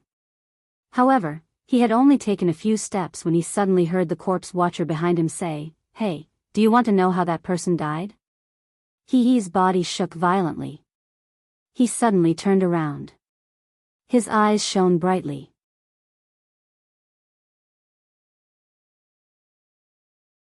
Chapter 146. Nameless Mountain's shadow was heavy, as if even the sun hated this place, and there was rarely any time for light to shine down. In this dark courtyard, amidst the eerie atmosphere, the corpse watcher's sudden words made he feel incredulous all of a sudden. "You know?" He stared at the withered, shriveled face and said in a low voice. The zombie widened his mouth and let out a chuckle that sounded like a chuckle. However, his face didn't seem to be smiling at all. Even when he chuckled, the muscles beside his mouth twitched a little, making him look extremely stiff. He even felt that a person who had just died would be more pleasing to the eye than this corpse watcher, because he looked more like a dead person than a dead person. The aura of death that was so thick that it could not be dispersed seemed to be emanating from his body at all times. After hearing He's question, the corpse watcher smiled strangely and said in a hoarse voice, "I have a condition." "What condition?" I want to see someone. Find him for me. Who is it? Dongfang Tao. Dongfang Tao. He was stunned for a while before he suddenly reacted. Oh, the one from Baichao Tang? That's right. He furrowed his brows and looked at the corpse watcher. Why are you looking for him? The corpse watcher was expressionless, looking like a lonely wild ghost standing in the dark courtyard. He said softly, "This has nothing to do with you." He was quiet for a moment, but then he shook his head and said, "I might not be able to do it. First, I'm not familiar with that master uncle Dongfang, and we haven't been friends in the past. Now, we might even become enemies. Secondly, according to what I know, he has been in closed-door training for a long time due to his severe injuries. Until now, there are no signs of him coming out. Even his favorite disciple could not formally acknowledge him as her master. So, I don't think I can do anything about it." The corpse turned around and said coldly, "Then forget it. I've said what I want to say. It's up to you whether you want to do it or not." He suddenly took a step forward. His eyes flashed as he said, "I have the sect leader's warrant in my hand. Is that not enough to make you speak the truth?" The corpse watcher did not turn around and said, "The warrant only allows you to enter this courtyard. If you want to suppress me, you're not qualified. Why don't you ask Reverend Idlemonth to come to me directly?" He was speechless. Of course, he could not really summon Reverend Idlemonth to this dark place. As the head of the Kunlun party, Reverend Idlemonth had many things to do every day. Moreover, this matter was handed to He by the old man. He did not want to be. He took a deep look at the corpse watcher and said, "Of course the sect master won't come here, but I promise you that sooner or later, I will help you call Martial Uncle Dongfang. But whether it will succeed or not, I cannot guarantee." The corpse watcher did not seem to be moved. He waved his hand and said coldly, "Before I see Dongfang Tao, I have nothing to say to you." After saying that, he walked away on his own. Soon, he walked to the other side of the courtyard. In the darkness, he disappeared in the blink of an eye. He took a deep breath. His expression changed several times. In the end, he decided to put this sudden interlude aside.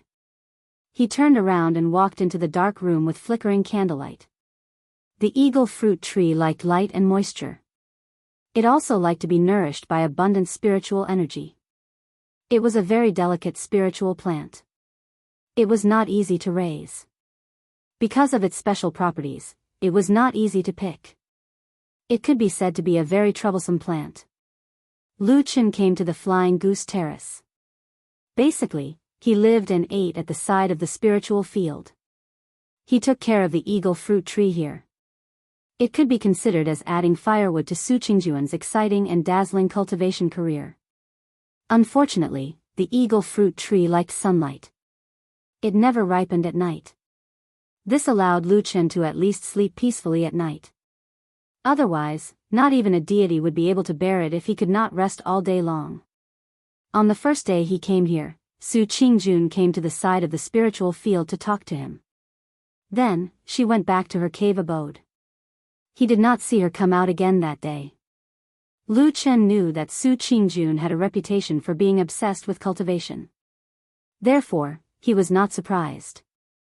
He worked in the spiritual field until dusk. Then, he finished his work for the day. When the sun was about to set, Lu Chen walked to the edge of the cliff of the Flying Goose Terrace. He looked into the distance and saw a sea of clouds. The sun had mostly fallen below the horizon. The remaining light plated the clouds with a layer of golden color. It was like a brilliant golden ocean. It was extraordinarily beautiful. The mountain wind blew in his face and his clothes fluttered. When he looked up at the sky from the cliff, he would feel a sense of relief. It was as if nothing in the world was important anymore. It was as if he was floating in the air. Perhaps, this was the mentality of cultivation? Or perhaps, it was precisely because of this that the ancient deities and virtuous deities of the past countless generations liked to stay in the heavenly abodes of the famous mountains and great rivers, watching the changes of the white clouds and the changing of the stars, and thus comprehending the real great Tao. Lu Chen looked at the blue sky in the distance and was lost in thought. The path he walked seemed to be different from everyone else in the world. Even if he saw the scenery of heaven and earth and the sea of clouds, he still could not understand the Tao that belonged to him, the path that belonged to him. The next morning, Lu Chen woke up early and went to the spiritual field to take a look. After one night, the 7 eagle fruit trees did not look any different from the day before. Some of the fruits hanging on the branches were still green and did not show any signs of ripening. It should be a few more days. After Lu Chen looked at it, he had an idea in his heart. He took the wooden bucket to the spring in the mountains and fetched 2 large buckets of clear spring water. First, he watered them, then he used his spiritual power to cultivate the trees. After this work, it was noon in the blink of an eye. He could finally take a breather. Lu Chen walked to the edge of the field and sat down. He glanced at the cave. This morning, Su Qingjun still did not come out of the cave. It seemed that this beautiful girl had made up her mind to stay in the cave and wait for Lu Chen to run over and call for her. Lu Chen smiled. He did not have any other grievances. After all, this was what they had agreed to do. He was sitting, calculating in his heart that at this moment in the Kunlun sect at the foot of the mountain, the news about He Changxing should have already spread. Most of the ordinary disciples might just be watching the fun, but if there was really a spy from the devil cult, it would be impossible for them to be indifferent to the reincarnation formation. Perhaps, there would be some reaction.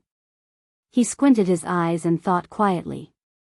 Then he looked up at the sky and decided that tonight when it was quiet, maybe he should sneak down the mountain to take a look.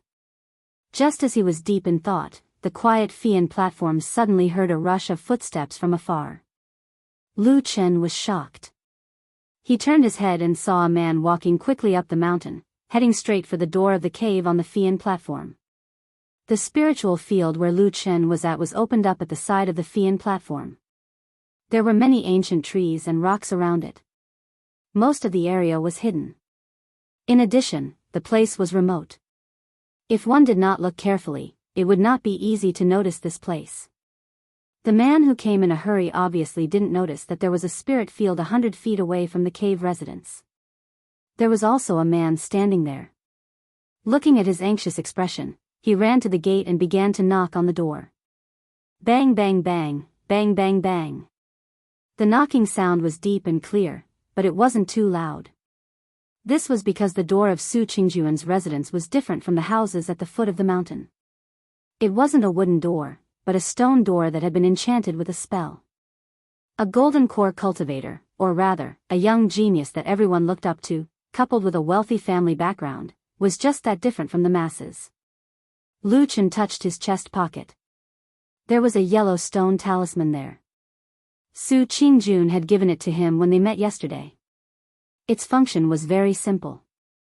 He could use this stone talisman to easily contact Su Qingjun. In her words, the stone door was thick and heavy, but the cave inside was big and deep. If someone was really looking for it, it would not be easy to hear them just by knocking on the door. Seeing that the man used all his strength to knock on the stone door for a long time, but there seemed to be no response from inside the cave, Lu Chen suddenly became happy. He felt a strange sense of superiority that made him despise the man who was still foolishly knocking on the door. Although he knew that this feeling was very boring, he could not help but laugh. He did not have the idea of running over to help. On the contrary, he even took 2 steps back and sat down with his back against the trunk of an eagle fruit tree. He did not mind the dirt on the ground. After all, he had been rolling here for the whole morning. He watched from afar as the man became more and more distressed, and his smile became more and more joyful. Finally, the man who knocked on the door seemed to be unable to endure it any longer. He suddenly shouted, "Sister June, Sister Qingjun, are you inside? I am Su Biao." Lu Chen listened from afar. He pursed his lips and shook his head. "Su Biao? This name is not good. Just call me Stupid Su." Su Biao waited outside for a long time, but the stone door still did not budge. Su Biao became even more anxious and paced around the cave entrance. It seemed that even his forehead was sweating. Suddenly, Su Biao seemed to have made up his mind. He knelt down in front of the cave entrance and kowtowed 3 times. Lu Chen, who was watching from afar, jumped in fright. He felt that things were getting more and more interesting. After a while, Su Biao pleaded loudly, "Sister June, please come out and see me. This little brother really has an urgent matter. I beg you to save me." You want to save me? Lu Chen looked over with interest. He touched the yellow stone talisman in his bosom, but after a moment of silence, he let go. "I want to see, when will she come out?" Before he could finish the last word, he suddenly heard the door of the cave on the other side rumble. The stone door moved open, and Su Biao, who was kneeling on the ground, suddenly looked up, his face full of surprise. In the distance, Lu Chen was also startled. He subconsciously said, "He came out as soon as he heard help. It can't be such a coincidence, right?"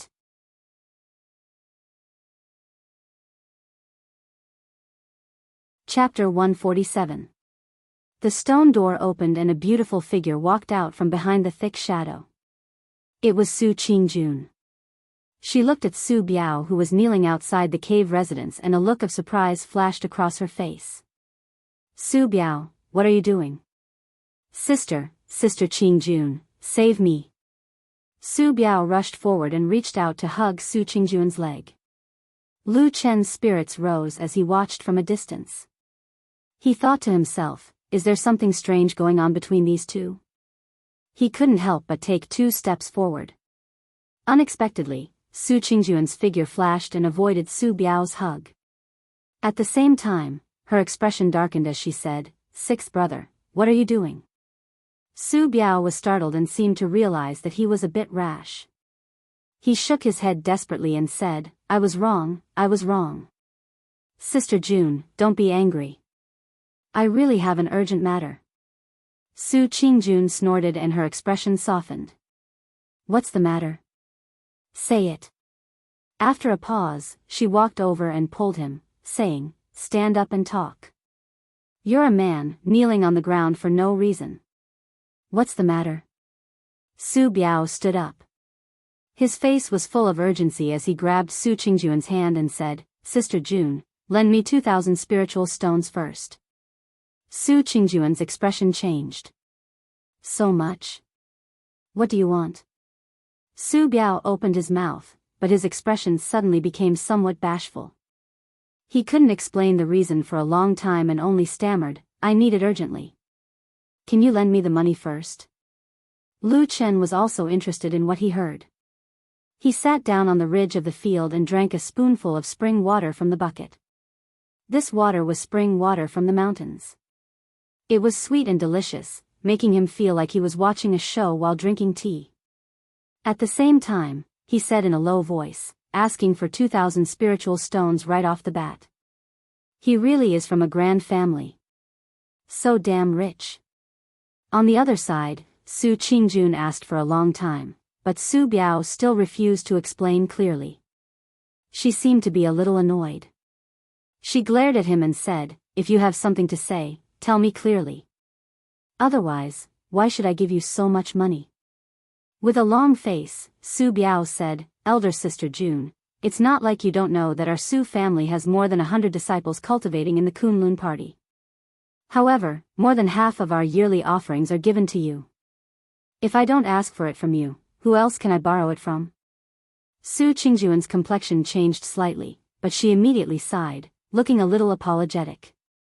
On the other hand, Lu Chen gasped from afar and said, "My God, this isn't just an ordinary kind of favoritism." After a while, Su Qingjun opened her mouth and said, "Sixth brother, you better tell me the whole story. If you really need my help, I will help you." Su Biao hesitated for a moment, then moved his head closer and whispered a few words in front of Su Qingjun. This time, Lu Chen didn't hear the important part clearly. He couldn't help but feel a little annoyed. He scooped up a spoonful of water and drank it angrily. He thought to himself that it must be a shameful thing to be so careful in a place with no one around. Just as this thought flashed through his mind, he suddenly saw Su Qingjun raise her willowy eyebrows. Her face revealed a hint of anger and she said angrily, "What? You want to use this money to redeem that prostitute?" Su Biao was so anxious that he stomped his feet. Just as he was about to beg, the two of them suddenly heard a violent coughing sound coming from a place about 100 feet away. Su Qingjun and Su Biao turned their heads at the same time. They saw Lu Chen holding his chest and coughing at the edge of the spiritual field that was mostly covered by ancient trees and rocks. It seemed that he had choked while drinking water, but it also seemed that he was struggling to not laugh out loud. His face was full of pain. "Who is it? How dare you?" Su Biao jumped 30 feet high, his face full of anger. He pointed at Lu Chen and shouted angrily, "Where did this brat come from? How dare you hide on this flying goose platform?" As he said this, his expression suddenly changed and he shouted, "You bastard, don't tell me you are so daring in your lust that you covet my sister June's beauty? Bah, watch me beat you to death today, then throw you down from this mountain." Lu Chen coughed and waved his hand. At the same time, he kept shaking his head. His expression looked a little strange. Su Biao was furious. Just as he was about to rush over and beat up this ignorant odd-job disciple, he was stopped by Su Qingjun from the side. She said, "Enough." Su Biao stopped and turned around to look at her. He only heard Su Qingjun say coldly, "He is an odd-job disciple from Baichao Tang. He is here to help me. He will be staying on this mountain for a while." Su Biao was startled. His expression suddenly became a little awkward. When he looked at the spiritual field again, he found that Lu Chen had actually disappeared in just a short while. He must have felt a little awkward when he saw this scene. He didn't want to embarrass Su Qingjun, so he left first. Su Qingjun also looked at the spiritual field. Her clear eyes didn't show much strangeness, but she also let out a faint sigh of relief. Su Biao, on the other hand, saw that there was no one around, so he ran back to Su Qingjun's side. He begged desperately in a low voice and bowed with his hands folded in front. In the end, he even looked like he was about to kneel down. This scared Su Qingjun so much that she pulled him back and scolded him harshly. However, Su Biao didn't care at all. He seemed to be very thick-skinned and kept pestering Su Qingjun. Su Qingjun scolded him and hit him. In the end, she seemed to be helpless. After being pestered by Su Biao for more than 2 hours, she finally waved her hand and stuffed something into his hand. Then, Su Biao ran away happily. From the window of the thatched hut, Lu Chen watched Su Biao's figure disappear like a wisp of smoke. He lay down on the bed and looked at the ceiling with both hands on the pillow. After a while, the smile on his face slowly disappeared. He seemed to have thought of something. He pondered silently and then sighed softly. "Why are you sighing?" Outside the thatched hut, Su Qingjun's voice suddenly sounded. Lu Chen stood up and walked over to open the door. He saw her standing outside, a pair of bright eyes looking at Lu Chen. Lu Chen smiled and said, "How did you eavesdrop?" "I didn't eavesdrop." Su Qingjun said, "I just wanted to come over and ask you something. But after reaching the Jin Dan realm, my ears are too sensitive. I can hear your voice from outside the hut." Lu Chen looked at her and smiled bitterly. He nodded and said, "All right." Su Qingjun looked at him and said, "You saw everything just now?"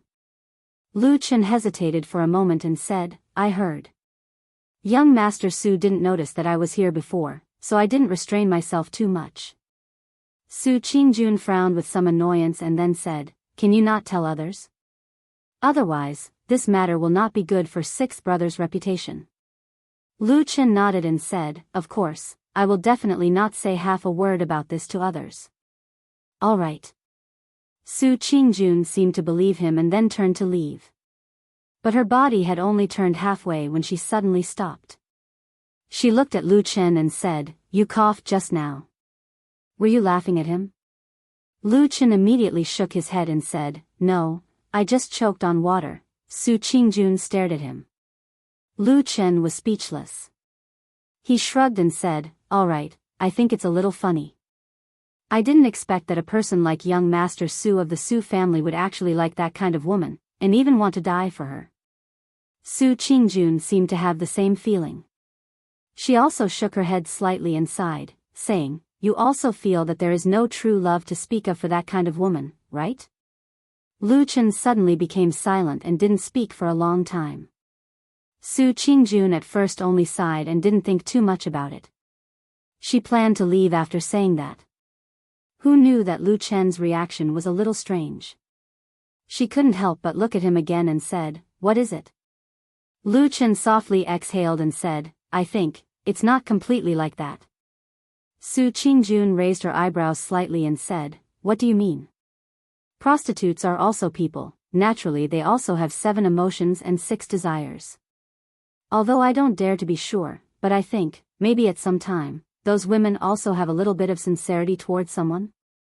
Su Qingjun looked deeply at him, a strange expression flashed across her face and said, "I didn't think that you would actually think of those women like that." Those women? Lu Chen smiled and stood there, looking straight at Su Qingjun's suddenly somewhat cold gaze, but he didn't retreat or shrink back. It seemed that Su Qingjun didn't want to talk about this matter with Lu Chen anymore. She turned around and walked towards the cave residence. But after a few steps, she suddenly heard Lu Chen say behind her, "No matter what you think, and you indeed have the qualifications to look down on those prostitutes, but I still want to say, although those women are lowly, they really are also people. There will also be times when they will have sincerity." Su Qingjun didn't turn around, so Lu Chen couldn't see her expression at the moment, and he also didn't know if she would be angry at these somewhat presumptuous words at this moment. After a while, Su Qingjun opened her mouth. Her voice was calm and didn't seem to have much fluctuation. She only asked lightly, "Then have you seen that kind of woman's sincerity?" "I have seen it," Lu Chen said. Su Qingjun was silent for a moment, then said, "Very good." After that, she continued to walk forward. Lu Chen looked at her back, suddenly raised his voice, and said, "Also, although I believe that there will be sincerity in the prostitutes, that kind of thing is also very, very rare. Whether young Master Su has this kind of luck to meet such a woman with sincerity, I think it is very doubtful. And even if there is sincerity, whether or not it is in your brother, it is also difficult to say." Su Qingjun coldly snorted, finally stopped again, turned around, and looked a little unhappy. She stared at Lu Chen and said, "After talking for so long, what exactly do you want to say?" Lu Chen said, "What I mean is, it is very rare to meet such a kind of sincerity. Why don't you go and get those 2,000 spiritual stones back?" Su Qingjun looked at him. After a moment, she lightly said, "I won't." Lu Chen said, "Why is that?" Su Qingjun said, "I want to eat the eagle fruit, so I can't go down the mountain." Lu Chen said, "Oh, that's true, but it's a bit of a pity." Su Qingjun said, "It's nothing, just a little bit of money. Just think of it as feeding the dogs." Lu Chen.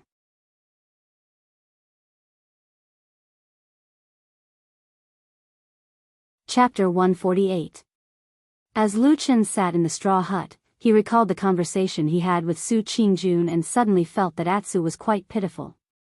If he really took out 2,000 spirit stones and threw it out, would there be people who would want to be dogs? Well, this was not a question that he could think about in detail. Lu Chen hurriedly cast this thought aside. Then, in the following time, he either went to the spiritual fields outside the hut to take care of the eagle fruit tree, or he casually walked around the area and looked at the beautiful scenery of the Flying Goose Terrace. He watched the clouds in the sky as vast as the sea. He was prepared to wait like this until the sky turned dark, then find an opportunity to go down the mountain to see if there would be any unexpected gains from the trap he had set. But unexpectedly, this seemingly quiet Flying Goose Terrace was unexpectedly visited by more people before dusk, and it was not just one person. There were 2 groups of 3 people in total. The first group was people that Lu Chen knew. They were Sumo and Su Qian, who had a conflict with Yi Changsheng and the others in the Fragrance Garden. In view of the previous incident, although Su Qingjun did not show any particularly obvious dissatisfaction, Lu Chen still consciously hid in the straw hut further away. He could not hear the conversation over there, and could only see a little bit of the situation over there through the gap in the window. Similar to the scene when Su Biao came, Sumo and Su Qian also waited at the door for a long time. After about an hour, Su Qingjun finally came to open the door. This slow reaction made Lu Chen almost suspect that Su Qingjun had really reached the Jin Dan realm and had good hearing and sight. Or perhaps this woman's words and actions did not match, and she was actually trying to show her strength to these people. This is a little strange. Lu Chen leaned against the window and watched curiously. Even if they were family, Su Qingjun's place was completely different from what he'd imagined.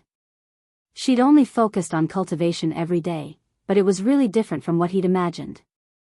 After Su Qingjun came out, she still looked as cold and beautiful as ever.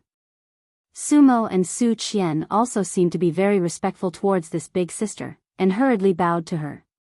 Then, the three of them began to talk at the entrance of the cave. Seeing this, Lu Chen suddenly frowned and exclaimed. Something didn't seem right, including Su Biao in front of him. These people were all his blood brothers. Logically speaking, he should at least invite them into the cave abode to drink tea and talk quietly, right? But why were all of them just standing outside the cave? Looking at the expressions of Sumo and Su Qian, it seemed that they were used to this. It seemed that this was the rule of Su Qingjun's place. Lu Chen looked at the cave abode behind Su Qingjun from afar. He saw that behind the stone door was deep and unfathomable, and he basically couldn't see anything. The three of them talked for a while. Su Qian was slightly better, but Sumo had an excited expression on her face.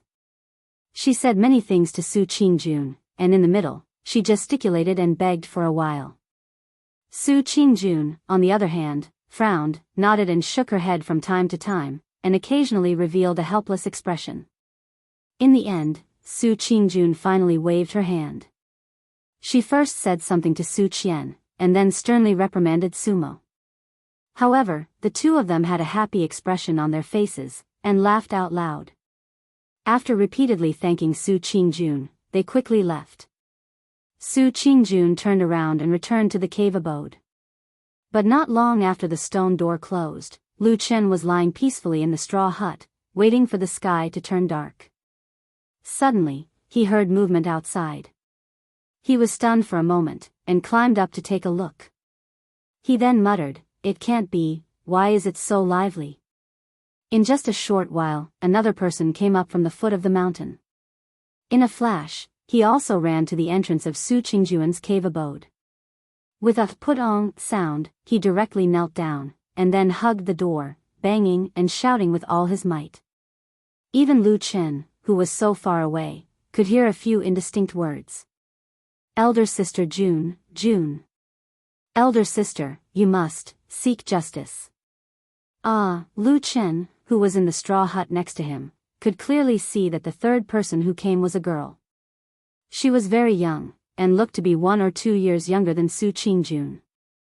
When she came, her footsteps were light, and her expression was calm. Once she was near the entrance of the cave abode, she immediately revealed a sorrowful expression, and 2 streams of tears flowed down her face. What was even more strange was that after this girl knocked on the stone door for a while, she suddenly seemed to remember something. She suddenly reached out to her shoulder, and grabbed the lapel of her clothes. She forcefully tore it, and immediately tore a hole. Then, she lay at the entrance of the cave, and cried even louder. This time, because it wasn't too long since Sumo and Su Qian left, Su Qingjun came out much faster than before. After a while, she heard the rumbling sound of the stone door opening. As soon as Su Qingjun walked out, she saw the girl kneeling in front of her. Her clothes were disheveled, and her face was full of tears. She was instantly shocked, and hurriedly went up to the girl. She used both hands to help the girl up, and then asked repeatedly, her face revealing a worried and anxious expression. In the distance, Lu Chen couldn't help but laugh out loud. He looked at the straw hut with great interest. He shook his head and said to himself with a smile, "The people in the Su family are quite interesting." Because Lu Chen had gone to the Flying Goose Terrace to help Su Qingjun plant the eagle fruit tree, and he would be gone for at least 20 days, Black Dog became a problem. Lu Chen had originally asked people if he could bring Atsu to the Flying Goose Terrace, and those who were asked looked at him as if they were looking at an idiot. How could a fairy-like person like Su Qingjun be together with a dog? Lu Chen was also speechless. Later, he asked around for a while and found that the situation might be true. Girls from aristocratic families like Su Qingjun and Yi Xian had basically never had much contact with pets since they were young, so it was hard to say whether they would like Atsu from the bottom of their hearts like Yi Xian did. It would be too troublesome if more problems arose because of this. Anyway, they would only be staying for 20 days, so after Lu Chen thought about it, Black Dog began a lonely life as a dog. Every day, it would run out on its own, take care of its own food, drink, and defecate. When it was dark, it would run back on its own, crawl into the house through the small dog hole, and sleep. Yi Xian did think of it, so she specially ran over to see Atu. When they met, Yi Xian was shocked. Seeing Atu's miserable appearance, she couldn't bear to look at it. She immediately burst into tears. But compared to Yi Xian's sadness, Atsu seemed to be much stronger.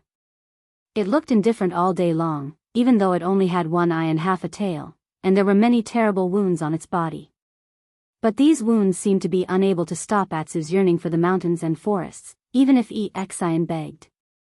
For a long time, except for Lu Chen, Atsu had almost never been close to humans. Yi Xian was an exception, and she could talk to it a little bit. But every time Yi Xian wanted to take Atsu away, Atsu firmly refused. It seemed it would rather go back to that cold and lonely house every night and sleep alone, but it also seemed to have incomparable patience, quietly waiting for Lu Chen's return. Unconsciously, this black dog's life and Lu Chen's seemed to have become intertwined, and it was unwilling to be separated. The setting sun shone on Kunwa City. The afterglow of the setting sun shone on a secluded courtyard.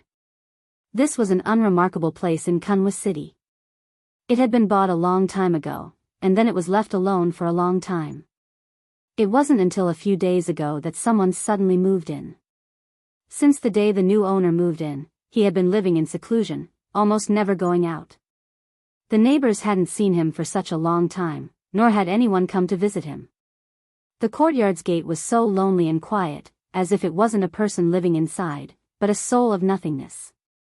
Until one day, a man suddenly came here, walked into this secluded courtyard, and forcibly pulled the person hiding in the dark outside, letting the rays of the setting sun shine on his body. In the light of the setting sun, that person let out strange roars and sounds of resentment. His entire face was hideous and ugly, like torn rotten meat, and he looked more like a ghost than a human. He forcefully threw his younger brother to the ground. A trace of pain and regret flashed in the depths of his eyes, but his face was filled with extreme anger. He even raised his foot and ruthlessly kicked He Gang a few times. He Gang rolled on the ground, screaming a few times, but he didn't dare to resist in the slightest. Or perhaps it was because he had long lost hope in himself. In front of his only elder brother in the world, he was like a wailing wild dog, shedding painful tears. "What are you crying for?" He suddenly let out a low roar, grabbed He Gang's shirt by the chest, lifted him up, and directly slapped his face. He Gang was slapped until the corner of his mouth was bleeding, but he still didn't make a sound. Looking at He in the eyes, there seemed to be only numbness left. "Just beat me to death, big brother." He looked at his handsome, perfect, and his only elder brother in the world, and said bitterly, I only brought shame to you, and even caused you to be insulted and punished. In the end, you were even driven out of the Kunlun party like a dog. Big brother, don't worry about me, let me die." He's face was livid, and he slapped He Gang again, causing him to roll on the ground. Then he grabbed him back, and his eyes seemed to be emitting fire. He glared at him and shouted, "Look at yourself, what have you become now? If you weren't my brother, I would really want to kill you with one slap." He Gang smiled bitterly, "If my death can free you, can let you be valued and cultivated by the sect again, then what's the harm in my death?" Tears kept flowing down from the corner of his eyes, and he choked, "I have a rotten life, it's fine if I end up like this today, but big brother, you clearly have a great future, but I have implicated you, He snorted coldly, but the gaze in the depths of his eyes finally softened. He walked to the side of the stone steps and sat down, then sneered, why do you think I was able to come out of seclusion, and then come down the mountain to find you? Gang was stunned, and then his eyes slowly lit up with a glimmer of light.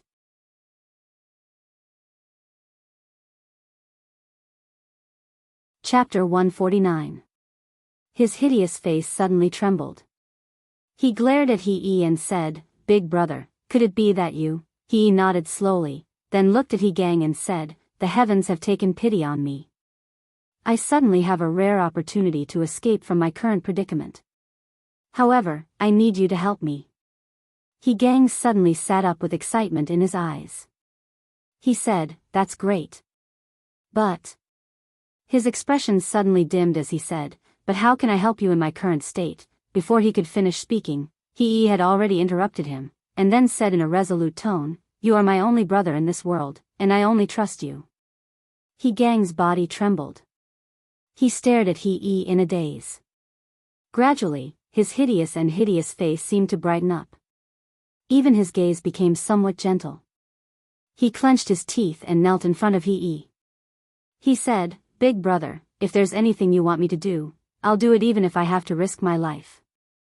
He glanced at him with a gratified expression in his eyes. He then shook his head and said, you don't have to risk your life, but you have to pay attention to hiding your tracks. For example, when you go out, change your clothes, wear a mask or something like that. Don't let anyone recognize you. As he spoke, he took out a package from behind him and threw it to Gang. He said, I've prepared everything inside for you. After you go back, dress up a bit and go to all the big shops in the city. Gang caught the package. Suddenly, his eyes flashed and revealed a bit of fierceness. He said, Big brother, are there still people on the mountain watching you? He sneered and said, there are many people watching us. They can't wait for me to do something wrong and fall. There's no need to pay attention to them. However, I can't allow anyone to disturb me with what I want to do. It's a bit inconvenient for me to go out myself, so I need you to help me. Rest assured, big brother. I'll definitely do a good job. However, you want me to go to all the big shops in Kunwa City because... He took out a small paper bag from his pocket and handed it to Gang. Gang received it with some doubt. He first glanced at then opened the folded paper. There was some scarlet powder in the center of the paper bag. He looked at it carefully, then brought it to his nose and sniffed it. Then he said in surprise, Cinnabar? Yes, you will pretend to be a wealthy customer, and then ask around to find out which shops have been in the city recently, and who has bought this thing in large quantities. Gang nodded, put away the paper bag, and said, I understand. He smiled faintly and stood up. He raised his head and looked at the setting sun in the distance. His gaze was deep. A moment later, he suddenly laughed coldly and said, the reincarnation formation needs a lot of cinnabar.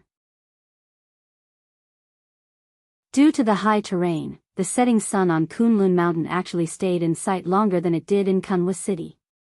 Flying Goose Terrace on Xian Peak was a good place to admire the setting sun.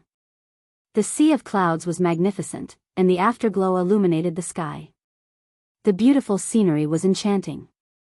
However, at dusk, no one on Flying Goose Terrace was in the mood to admire the setting sun. The woman who ran to Flying Goose Terrace seemed to be a member of the Su family. At least, Su Qingjun seemed to be very familiar with her. During the tearful complaint, the woman seemed to be saying something to Su Qingjun. It seemed like she was complaining, but it also seemed like she was reprimanding someone. In the end, her eyes were filled with tears. Su Qingjun's attitude towards this woman was different from how she treated Su Biao, Sumo, Su Qian, and the others. She was obviously more sympathetic. But later, when the woman seemed to make a request to Su Qingjun revealed an awkward expression. Lu Chen watched this scene with interest. He recalled the woman's light footsteps and calm expression when she went up the mountain. It formed a sharp contrast with her current appearance of begging with tears streaming down her face. The two women seemed to be in a deadlock. Su Qingjun sighed and said a few words to the woman, pointing at the spiritual fields on this side. Although Lu Chen couldn't hear what she said, he could clearly guess that Su Qingjun was defending him for the eagle fruits. She was referring to him not being able to go down the mountain. Who would have thought that after the woman heard this, she would cry even harder? She even hugged Su Qingjun's waist and rubbed her head against her, looking like she was about to die. Su Qingjun's face immediately revealed an awkward expression. She softly advised the woman for a while, but it seemed to be useless. In the end, she seemed to be forced into a corner and shook her head with a bitter smile. She softly said a few words to the woman. The woman's face suddenly revealed a happy expression. She suddenly stood up as if her wish had finally been fulfilled. After hugging Su Qingjun tightly, she immediately walked down the mountain. She walked hurriedly and quickly, as if she was afraid that Su Qingjun would call her back and regret her decision. Su Qingjun silently watched the woman's figure gradually disappear into the distance. Her face also revealed a faint trace of helplessness. In the distance, in the thatched hut, Lu Chen withdrew his gaze and lay down on the bed. He began to close his eyes and rest. The light outside the hut gradually dimmed. It was probably the time for the sun to finally set. Night was coming. It was also at this time that a burst of light footsteps suddenly came from outside the thatched hut, passing by the side of the hut. At this moment, there were only two people on the Flying Goose Terrace. Other than Lu Chen, there was also Su Qingjun. The sky was already dark. Why didn't she return to the cave residence? Why did she come here? Lu Chen sat up and looked outside the hut. He slightly frowned. After a moment of silence, he opened the door of the thatched hut and walked out. The night was about to turn dark. The setting sun in the distance was only left with a golden edge, as if it was still longing for the last bit of light in this world. On the edge of the cliff of the Flying Goose Terrace, there were layers upon layers of black shadows. It was as if the shadows came from all directions. On top of the rocks, Su Qingjun stood alone. The mountain wind blew past, and her clothes fluttered in the wind. She was like a thin leaf that could be blown away by the wind at any time. She was also like a small pine tree planted on the edge of the cliff. No matter how the wind, knives, frost, swords, and time attacked her, under the night sky, she had a feeling that she had weathered the frost and was still fresh in the face of snow. Her figure, like a whisper in the night, was so beautiful that it did not seem like the quiet time of the human world.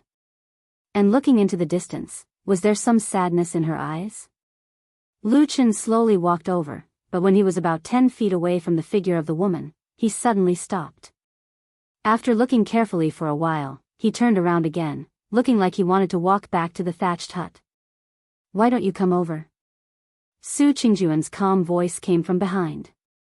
Even though she did not turn around, she seemed to be able to clearly feel what was happening behind her. Lu Chen stopped and looked at her. He saw that Su Qingjun still had the same appearance as before. What he saw was only a beautiful and deep back. Well, actually, I was a little worried that you would take things too hard and want to jump down.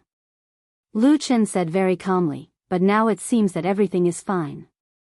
I was thinking too much, so I plan to go back to sleep now. Su Qingjun's figure moved slightly, and then she turned around to look at Lu Chen. The expression on her face looked a little strange. She said, "You think I want to jump down?" Lu Chen did not seem to be embarrassed at all. He said seriously, "I think the wrong way. I am sorry." Hearing these words, Su Qingjun shook her head and was silent for a moment. Suddenly, she said, "Everyone who came today is from our Su family. You also saw them, right?" Lu Chen thought for a moment and said, "I saw them all." But at the beginning, because Su Biao was close, he had a rough idea of what was going on. I was at the thatched hut after that, so I didn't hear anything. I don't know what happened. Su Qingjun nodded slightly. Looking at Lu Chen, her gaze softened a little. After a moment, she said, "You can take the initiative to avoid it and save me some embarrassment." Thank you. Lu Chen looked up and down at Su Qingjun. He thought that this woman was really different from others. Not to mention her beautiful appearance, her exquisite mind was even more clever. She could hear three things from one thing. There was a trace of admiration in his eyes. Then, he said, "It is late at night. Shiji Su, be careful. The wind here is cold and dew is heavy. Take care of yourself. I will go back first. The scenery here is very good." Su Qingjun seemed not to hear Lu Chen's words. She said to herself, "The sea of clouds billows like a vast ocean. It is a rare beautiful scenery. In the night, it is a different scene than in the day. Don't you want to see it?" Lu Chen stopped and looked at Su Qingjun. He suddenly smiled. He did not decline, nor did he show any humility. He just nodded and said, "Thank you." Then, he walked up the cliff. Below the cliff was steep. As soon as he walked up, he felt the mountain winds suddenly become much fiercer. The whistling sound was endless, as if it came from the 9 heavens and swept down to the earth. Thick clouds were under his feet. They were vast and boundless, reaching into the depths of the blue dome of heaven. Smoke and dust rose and fell like waves. Where the wind and clouds were, the world was vast. When he looked back, he saw a bright moon rising slowly. It was late at night. He stood by her side. When they stood side by side, their clothes fluttered like messy waves. The feeling of the strong wind brushing against their faces, as if there was a pair of wings under their ribs. Su Qingjun turned around and glanced at him. Her expression was calm, devoid of joy or sorrow. Lu Chen didn't even look at her. His eyes were fixed on the distant sea of clouds, watching the faint moonlight illuminate the vast sea of clouds. It was a magnificent and wondrous scene. He couldn't help but exclaim in admiration, "It really is a beautiful scene." Su Qingjun smiled slightly. She was as beautiful as a lily in the night. Then, she also turned to look. The two of them looked at the sea of clouds under the moonlight. They stood together for a long time. Until the moon was in the middle of the sky, Su Qingjun looked away. After a moment, she suddenly said, "I want to go down the mountain tonight." Lu Chen looked into the distance. There was no expression on his face. He said lightly, "It is not worth it." N.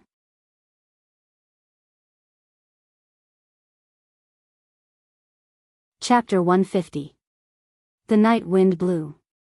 On the cliff, Su Qingjuan's eyes were clear and bright, like the bright moon hanging high in the sky at this moment, cold but not dazzling. She seemed to have a trace of curiosity. She looked at Lu Chen and asked, "Why do you say that?" "There's a curfew." Lu Chen said, "If someone finds out, your good reputation will be ruined." Su Qingjun looked at him for a moment and suddenly smiled. She said, "No, what you said just now, that's not what you meant." Then she paused and said, "Could it be that you have already guessed the reason why they came to me today? Except for Su Biao, I still don't know about other people's matters." Lu Chen once again expressed his attitude to Su Qingjun and said, "But I think that most of their matters should not be very urgent. At least for you, perhaps it is not worth breaking the sect rules and going to Kunlun at night." Su Qingjun was silent for a moment and suddenly asked, "Have you ever thought that perhaps it is really a small matter for me, but for others, it may become a big urgent matter?" Lu Chen said, "So you want to go down the mountain?" Su Qingjun nodded and said, "They asked me to do something." "They asked you, and you agreed? After all, we are a family." Lu Chen frowned and looked at Su Qingjun without saying anything for a moment. Su Qingjun was also silent for a moment and said, "When Su Biao was here, you may have heard those words. There are too many things in the house, and only I have them. If I don't take care of my brothers and sisters, who will take care of them?" Lu Chen blinked and suddenly looked left and right. Then, he looked at the dark abyss at the bottom of the cliff not far away. He seemed to feel a little guilty. Su Qingjun was a little surprised and said, "What's wrong with you?" Lu Chen said, "I want to see if there is a way to escape." Maybe you will kill me later. Su Qingjun was stunned at first, then she burst out laughing and said, "Nonsense, why would I do that?" Lu Chen also laughed and said, "In fact, with your identity, you don't need to say so much to a servant disciple like me." Su Qingjuan's eyes flashed like the moonlight in the sky, and she smiled and said, "I think you are different from ordinary servant disciples. You are especially smart." After a pause, she seemed to feel that she had not said enough and added, "Well, you are smarter than many Qi cultivation realm and even foundation building realm disciples I know." Lu Chen immediately took a step back and looked Su Qingjun up and down. He said seriously, "You must have something to ask of me. Do you have something to say?" Su Qingjun sighed and said, "You are indeed a smart person, much better than the brothers in my family. If they were a little more like you, I would not be so annoyed." Lu Chen smiled and said, "If your words were to spread, would not be able to stay on Kunlun Mountain. What are you trying to say?" Su Qingjun said calmly, "After I go down the mountain, I may not be able to come back in time tomorrow morning. Then, if someone comes looking for me but finds that I am missing, and at the same time, because of the eagle fruit, I should be guarding this flying goose platform to my death. This will be very troublesome." Lu Chen was silent for a moment, then he suddenly smiled bitterly and said, "You want me to help you stop people?" Su Qingjun said frankly, "Yes, I have no choice. Right now, there are only the two of us on this flying goose platform, and the eagle fruit tree is there. Even if I go down the mountain, I can't hide it from you, so I can only ask you to help me cover up." Lu Chen nodded and said, "No wonder you said such trivial things to me earlier." Su Qingjun said, "How about it, can you help me?" Lu Chen shook his head and said, "I am only an odd job disciple, I don't have that ability." Before he could finish, Su Qingjun had already interrupted him and said, "You, as an odd job disciple, are much better than them. I think you can do it." Lu Chen gritted his teeth in distress and said, "This flying goose platform has always been quiet, maybe no one will come even after half a day." Huh? He suddenly looked at Su Qingjun and frowned. "Do many people usually come here?" "Not really, sometimes there are many, sometimes there are only a few days without seeing anyone." Lu Chen snorted and said, "There are quite a lot of people. It's a big family." "All right."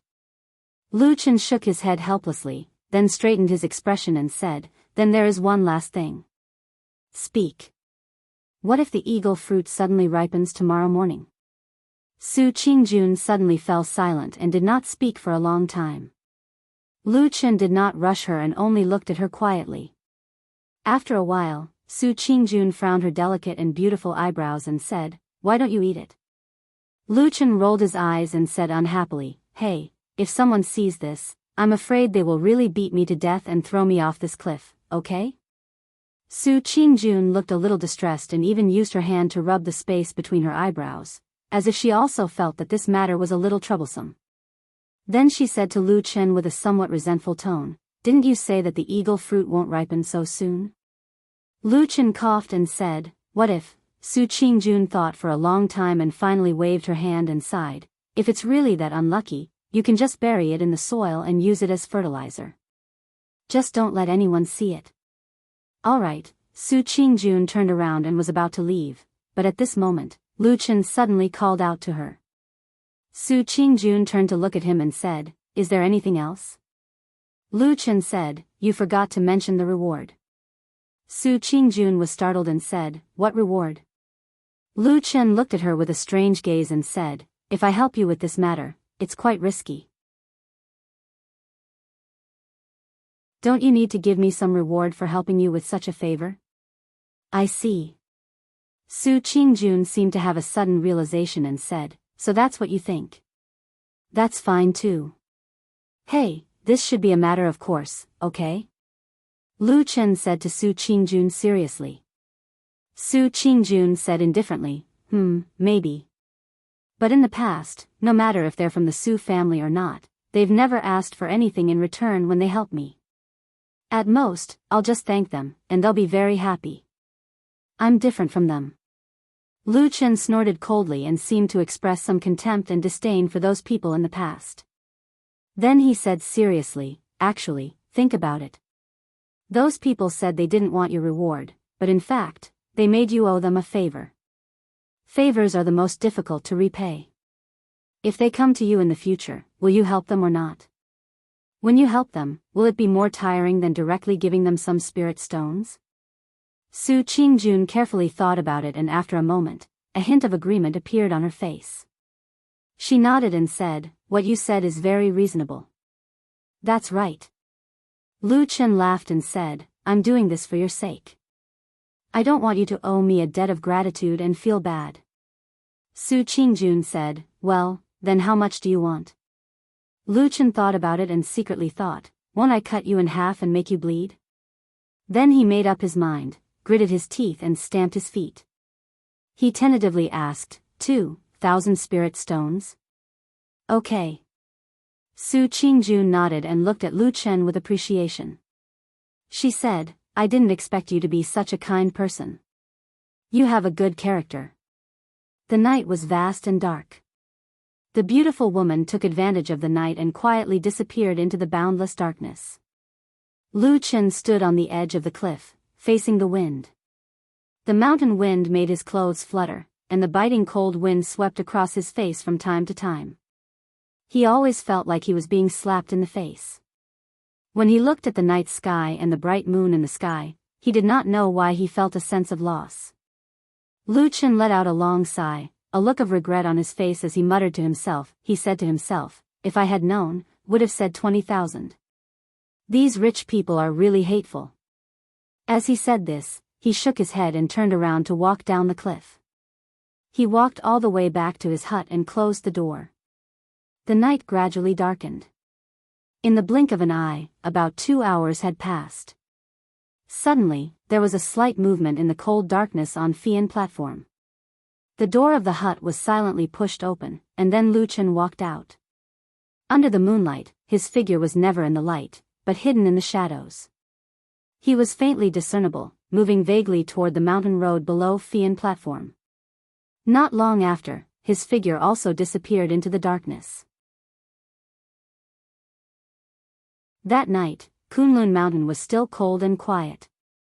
Most of the Kunlun disciples had long been accustomed to this kind of work and rest due to the constant curfew for many years. Although there were still guards outside the house where a horrifying murder had occurred a few days ago, it was obvious that the guards were much more relaxed than before. Even people who practiced Taoism would feel uncomfortable in the face of death or the dead. Of course, it was a different story for those who cultivated the evil arts of demons and devils. Lu Chen's figure quietly came to the outside of the house that originally belonged to Xianxia. He hid in the woods far away and then quietly looked over there. At least from the outside, the house did not seem to have changed. It was as if the indignant servant disciple was still living in it, dissatisfied with many things in this world. The terrifying aura of the strange formation that once existed in the house seemed to be blocked by the walls, not revealing any secrets to the outside world. Lu Chen hid in the woods for a long time.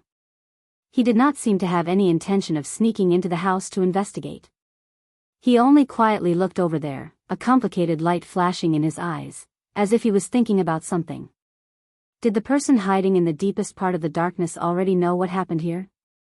If he was a spy of the evil sect, then what would he do? If he saw such a pure reincarnation formation, what would he think? Lu Chen's gaze slowly flickered. Suddenly, he moved away from the house and looked towards the east side of the house. In the darkness of the night, there also seemed to be a dense and wide forest. In the darkness of the night, he coldly stared at the house on this side.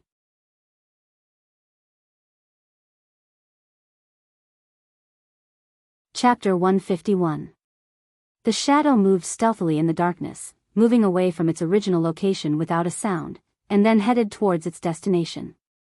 Meanwhile, the disciples guarding outside the house in front of it were completely oblivious to it.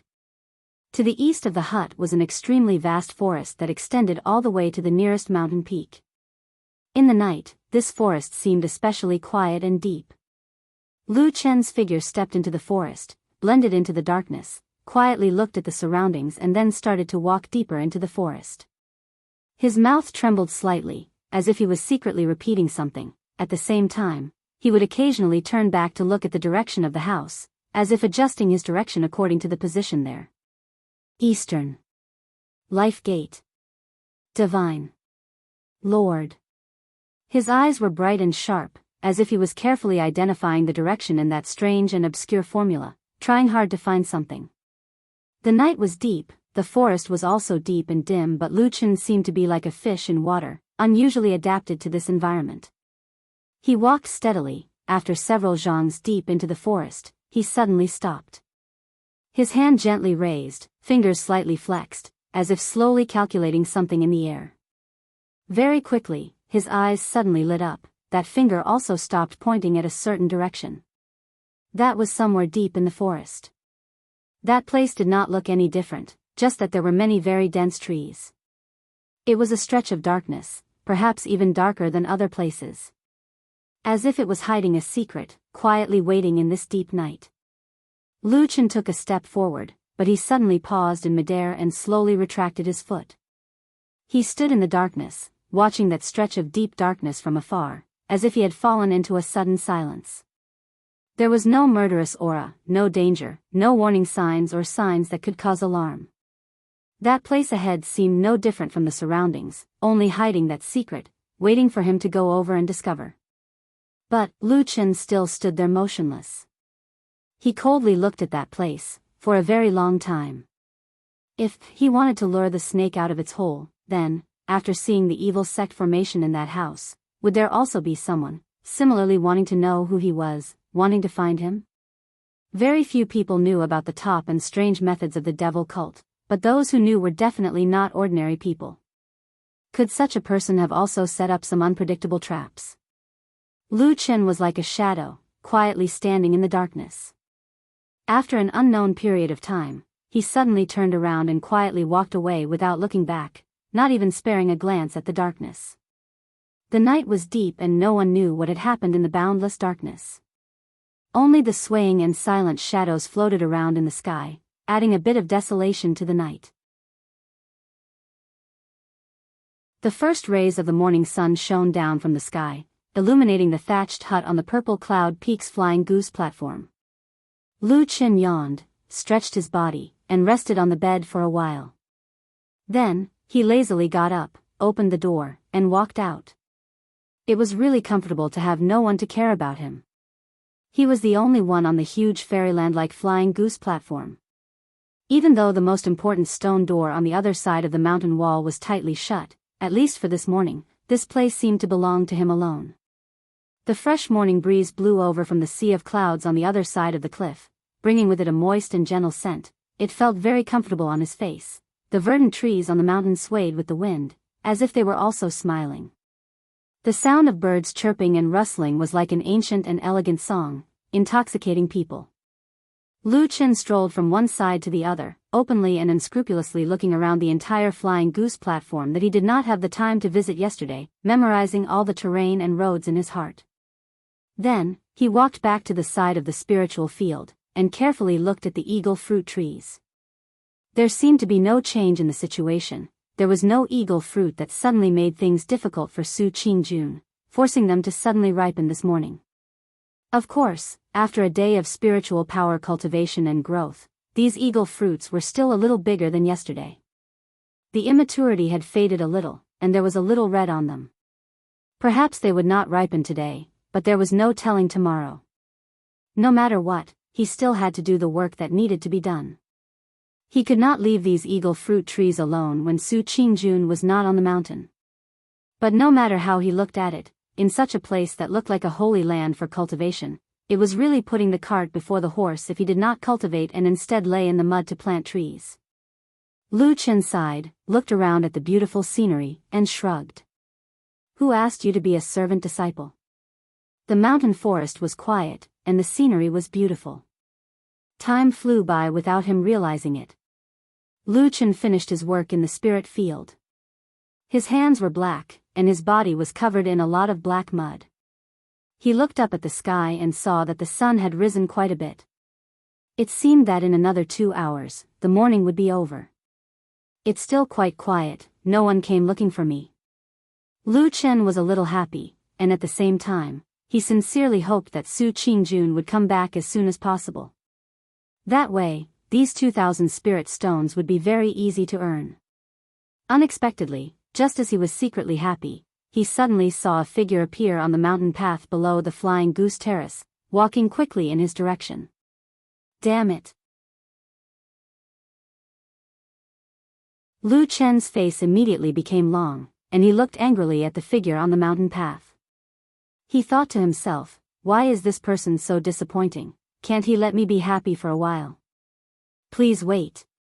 When the young man on the mountain path was about to reach the Flying Goose Terrace, suddenly a figure jumped out in front of him, blocking the mountain path, and shouted loudly. The young man was startled, and could not help but take a step back, then looked at Lu Chen standing in the middle of the road in front of him, and asked in surprise, "Who are you?" Lu Chen's eyes fell on this person's face, and his eyes slightly narrowed. He recognized that this young man was also a member of the Su family. It was Su Wen, one of the brothers of the Su family that had the dispute over the stone garlic that had occurred in the grass garden that day, and besides Sumo and Su Qian, he was one of the 3 brothers of the Su family. Lu Chen slightly raised his eyebrows, and for a moment, he remembered that yesterday, Sumo and Su Qian came here together to see Su Qingjun, but among the so-called 3 brothers of the Su family, only Su Wen was missing. When he saw Su Wen yesterday, he did not think so, but today, seeing Su Wen come to the Flying Goose Terrace alone, there seemed to be some unknown little secret. These thoughts flashed past Lu Chen's face, but his expression was calm, and he said to Su Wen calmly, "I am Lu Chen, greeting young Master Su." Su Wen was shocked again, and said, "You know me?" Lu Chen smiled, and said, "I used to work in the Flowing Fragrance Garden, and I have seen young Master Su. With a talent like you, it is very normal for me to know you." Su Wen made an "oh" sound, and looked a little proud, then he waved his hand and said, "We are now on the mountain of Kunlun, and in the sect, there is no need to talk about common names, let us call each other senior and junior brothers." Lu Chen nodded, and said, "Very well, greeting senior brother Su." Su Wen nodded. He was just about to walk forward when he was suddenly stunned, and he seemed to have finally recovered from his shock. He looked at Lu Chen with astonishment and said, "Wait, this Soaring Goose Terrace is where my big sister Jun's abode is located, and it's always been her quiet and alone. Why are you here?" Lu Chen pointed in the direction of the spiritual field, and said, "I am here to plant trees." Then he told him about how Su Qingjun wanted to eat the eagle fruit, and how Bai Chao Tang did its best to help, and so on. Su Wen listened and nodded, and then saw that there were indeed many black mud stains on Lu Chen's body, as if he had just walked out of the spiritual field, and so he believed him a little more, and said with a smile, "I see, then you must do your job well, and do not slack off, and delay my sister Jun's cultivation plan, or you will suffer. Of course, if you do well, this young master will naturally give you some rewards." Lu Chen looked at him with a smile, and cupped his hands, saying, "Thank you, senior brother Su." Su Wen nodded, and then prepared to walk around Lu Chen, and walk towards the abode on the other side of the mountain wall. Unexpectedly, Lu Chen turned around, and blocked his way again. Su Wen's face darkened, and he shouted, "Lu Chen, what are you doing? Why won't you let me go?" Lu Chen's expression was still gentle, and even though he was scolded by Su Wen, he did not get angry, and only said, "Senior brother Su, it is not convenient for you to go now." "Nonsense." Su Wen looked angry, and pointed at Lu Chen, and said, "I want to see Sister Jun, how dare you stop me? Let me tell you, Sister Jun loves me the most. If you dare to be impudent again, believe it or not, I will go back and tell Sister Jun, and ask her to immediately chase you down the mountain." "Oh." Lu Chen looked up at the sky helplessly, and thought for a while, and said to Su Wen, "Senior brother Su, to tell you the truth, the person who asked me to stop you here was actually Su Qingjun, Shiji Su." Su Wen was shocked, and said, "What? Impossible." His face suddenly became pale, as if this sentence had deeply provoked him. Then, his reaction suddenly became intense, and he directly shouted towards the abode in the distance, Sister Jun, you are really annoyed with me? I don't believe it."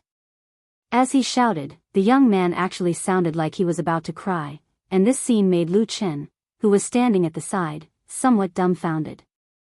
Even with Lu Chen's calm and sharp temperament, he was stunned for a while before he reacted. He quickly grabbed the shouting Su Wen, and said with a bitter smile, "This is a misunderstanding, a misunderstanding. Senior brother Su, young master Su, you have misunderstood."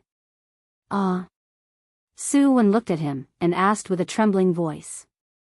What Shiji Su means is that today, in order to eat the eagle fruit and prepare for the perfect Jin Dan realm, she will not see anyone, and no one is allowed to disturb her.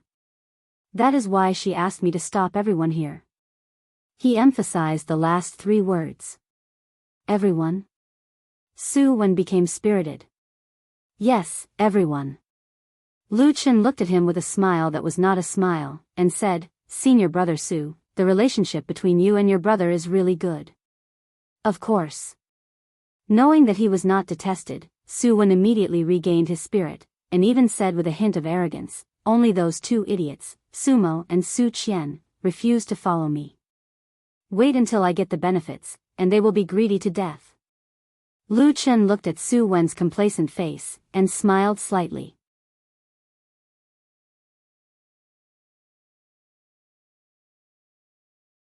Chapter 152. But, I'm already here. Su Wen paced back and forth on the mountain path. After a moment of hesitation, he shook his head and said, "I can't come all the way here for nothing." Lu Chen frowned, but before he could speak, he heard Su Wen say, "How about this, move aside. I'll go and see Sister June. Once she hears that I'm here, she'll definitely see me."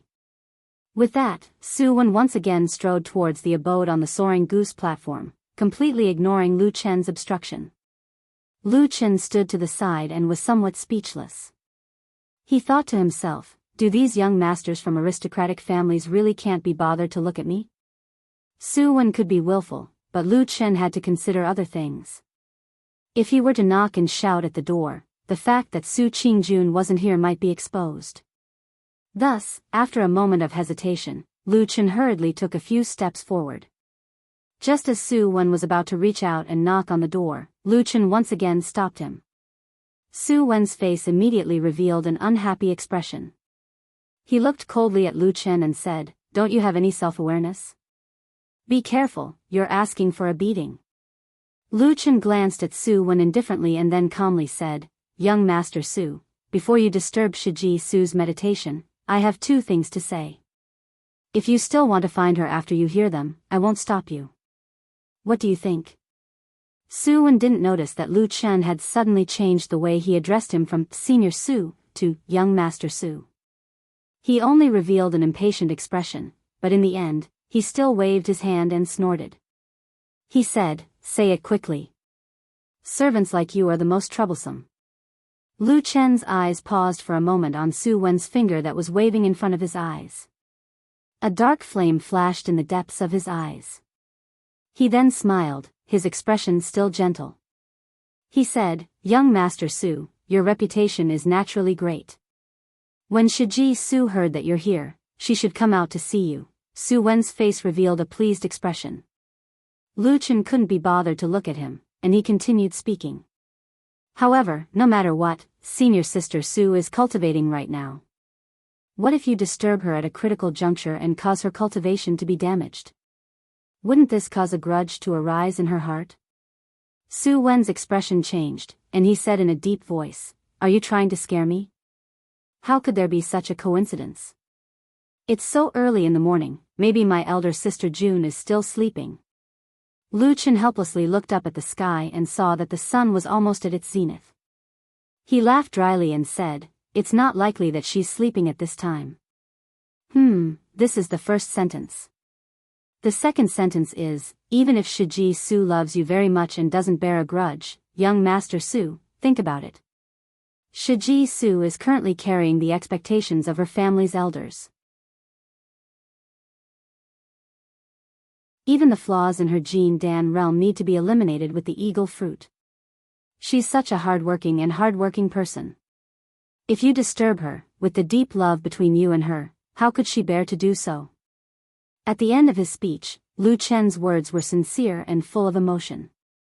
His eyes shone brightly, as if he was trying his best to persuade Su Wen. Su Wen seemed to be a little shaken after listening to Lu Chen's words. He stopped in his tracks and frowned.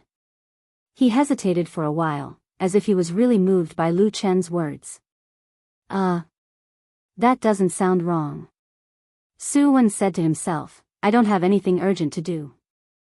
How about I come back after a few days? Lu Chen smiled and nodded. Su Wen thought for a while and finally made up his mind. He turned around and walked away. But this time, he didn't even greet Lu Chen. It seemed that he was still a little dissatisfied with this ignorant odd-job disciple who blocked his way. Lu Chen followed him to the side of the mountain path and watched Su Wen leave. He then grinned and said, I almost believed what you said. Lu Chen also felt that it was a little funny. He shook his head and turned around, walking towards the thatched hut. When he was not far from the thatched hut, Lu Chen suddenly stopped. He frowned and looked at the spiritual field next to the thatched hut. He saw that on the originally empty ridge of the field, there was now a figure with his back facing Lu Chen. He wore a gray robe with big sleeves and a jade belt around his waist. His hair was gray and white. It seemed that he was not young. At this moment, the old man was holding a large wine urn in his hands. While looking at the eagle fruit trees in the spiritual field, he would occasionally take a sip of wine from the urn. Even from a distance, one could smell the rich aroma of wine. Lu Chen looked at the back of the old man who suddenly appeared. His pupils shrank a little, from the moment Su Wen appeared until now, although his attention was diverted by Su Wen, but this old man silently appeared beside the thatched hut and he actually did not notice it at all. It was obvious that this old man's cultivation was extremely high. He was definitely not an ordinary person. At this moment, the old man in front drank a mouthful of wine and suddenly said, These 7 eagle fruit trees were planted by you? Lu Chen looked around and confirmed that there was only him and the old man left on the flying goose platform. He then slowly walked forward and said, Yes. The old man patted the wine jar and said with some praise, Well planted. Lu Chen walked to the side of the old man and saw his face. He saw that the old man's face was wrinkled and his eyes were slightly cloudy. Perhaps it was because he had drunk too much. Other than that, he had a very conspicuous red nose. Senior, may I ask who you are? Lu Chen asked carefully. The old man looked back at him and suddenly grinned, revealing a few white teeth. He said, I'm just passing by and came here to take a look. Lu Chen hesitated for a moment but still opened his mouth and said, Senior, please forgive me for being blunt. This is the cave of our sect's Jin Dan friar Su Qingjun. Normally, only she can cultivate here. With your identity, perhaps you shouldn't come here so casually.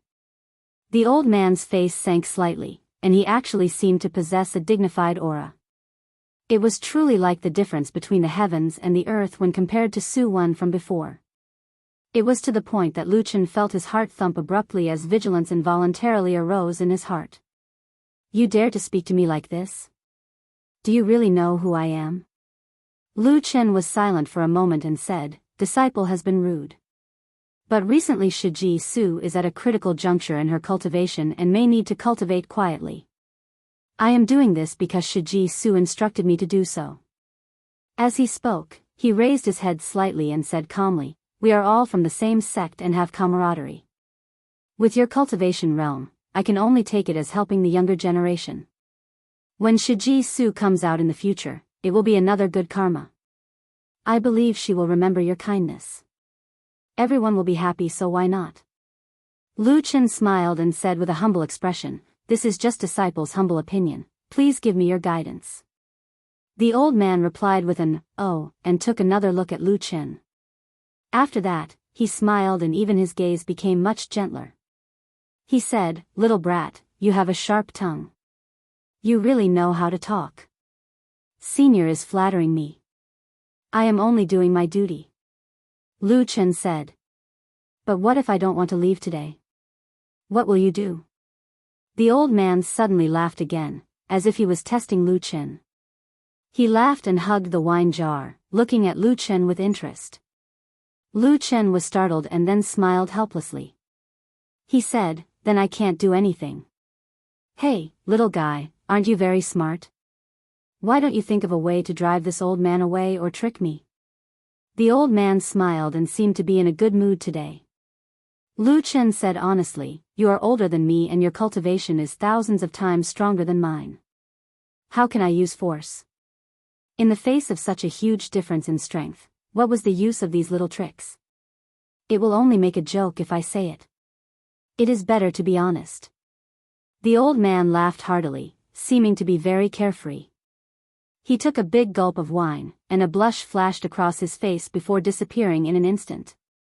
He smiled at Lu Chen and said, "Let me tell you, actually." Before he finished speaking, he suddenly frowned and stopped. At the same time, Lu Chen also sensed something and turned his head to look.